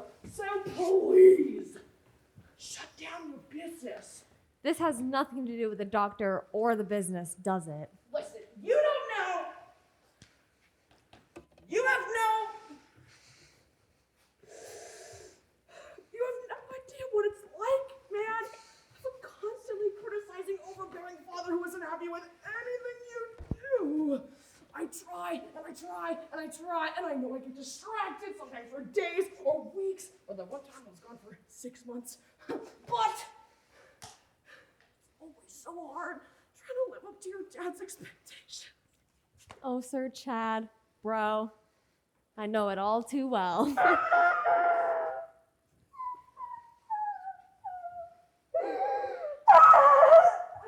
Ooh, what's wrong with your back? Do you want me to take a look at it? Yeah, it's just not fair. I just, partied a little too hard last night, if you know what I mean. Oh, that's tragic. Are you sure you don't want me to take a look? Aw, I guess Here. that would be cool, yo. Stand up like that, okay? Whoa! Wait, my back feels awesome, man. I can totally party again. Thank you. Aw. I'm not even sure I know your name. Oh, it's Dr. Avery. Wotton. What? What? It's Dr. Avery Wotton. Doctor what now? Oh, well, thanks, Doc. Yep. I've been thinking for the past 30 seconds, and I think I want to let you keep the business open. You seem pretty competent. But Sir Chad, my dude, what would your father think? Dee said this is the last chance you'd get. Oh, you know what? Screw him, man! I'm tired of doing whatever he wants me to do. I'm tired of, living my life based on what the man thinks. I'm my own man. Somebody stood up to him, yo! Yeah, and while you're at it, maybe you can, give up alcohol and your other vices too. Oh, well, my bro. Let's not go freaking crazy. Crazy? Let's go crazy! Don't you think that we should follow them? Remember what happened last time in Barcelona when we left them unsupervised? Yeah. A lot of bones burned down that day. But I want to see how this ends, dude. Please. Fine. They can't possibly cause that much damage, can they? So, what happens now? I don't know. I mean, What are you two gonna do with all your free time now? yeah. Well, I always wanted to try skinny dipping. Plunking? I've never heard you mention that before. Whoa. The douche of cornball tried that one time. Isn't that the local cave systems when you explore them? What? Spelunking? Not splunking? In the water, like a splash of water?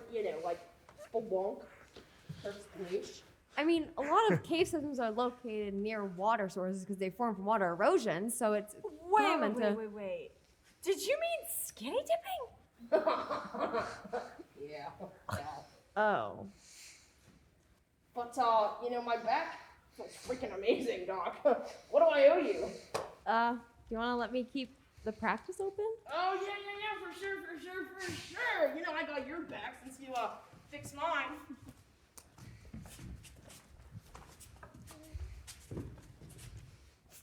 So, Chadwick, we should really go find your bros.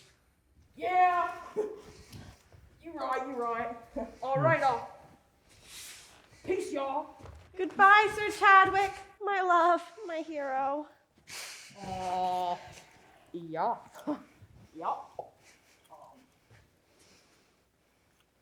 You too. So, that's it? I'm a doctor now? No certification? There's no board? No, you're a doctor now. Look, hun, you've been a doctor since the day you came in here. Yeah, what's that? I'm not so sure what Bird Brains over there is saying, but there's no way in hell she's earned the right to be called a doctor.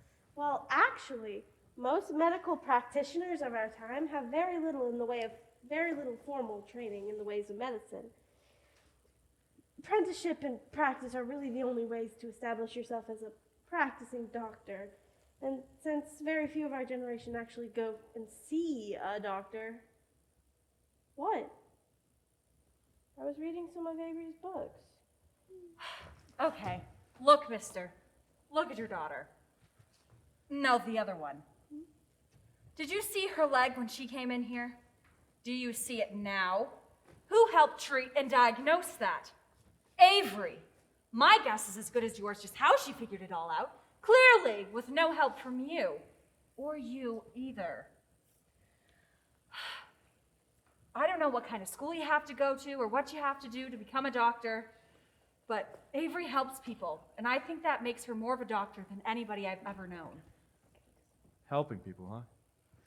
How come you never told me about that? Well, you don't exactly listen, Dad. Which is, it's very well deserved. I mean, I don't do any of the chores. I only do half the dishes. But to be fair, most of the time it honestly just seems like you want me off of your couch.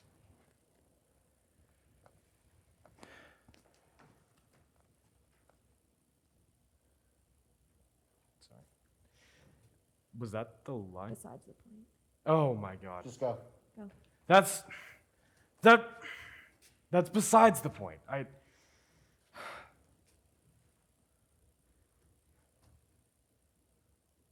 How did somebody like you? How did someone like you, a dropout, even become a doctor anyway? All you do is sit around and read books all day.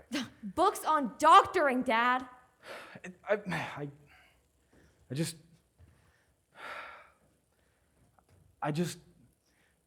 didn't have these type of opportunities when I was younger. You know, these things, basic education, college, books, things I would have killed to have when I was your age. I just don't want to see you throw it all away. But I have them, Dad, and thanks to all of your hard work, I've finally been able to do what you've asked me to do. Get a job. Off my damn couch. What? Exactly. And here you are, a perfectly capable individual in the wide, wide world of business, capable of paying rent, and I was too blind to see it. Godchild, I'm proud. It took me entering the workforce and having the rest of my life dictated by the capitalist society for you to be proud of me? You know what? I'll take it.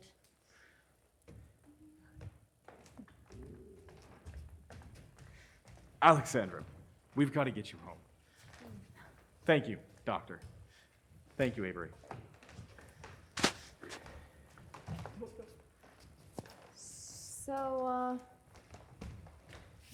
what happens now? Oh, you're gonna need one of these. Oh, right, I'm gonna need a mask. It's time, Webster. I already said I'm not making another one. All right. Here we go. Oh, I can breathe. Goodness, Doc, your voice is so clear. Oh, I haven't heard that voice since our wedding day. Wow, the mask really makes a difference. Yeah. Oh, you're making me Well, put it on. Thanks. Oh, God, there's so much that I have left to do. I need to make business cards and flyers and spread word about my practice. And oh, I'll definitely need more masks, gowns, and gloves and new tools. God, oh, there's so much to do, and I've already been working nonstop for weeks. Ugh, maybe I should just take a vacation first. Just kidding. Well, there's your first patient. Wait, now already? Yeah, you can do it. You're more a doctor than I ever was. So. You're right. I can do this. Mm-hmm. I'm not a disappointment. Go tend to them. Meanwhile, Webster, you are finally going to help me sow the radishes. And darn the socks. And darn the socks. Hi, I'm Dr. Avery Wotton. What brings you in today?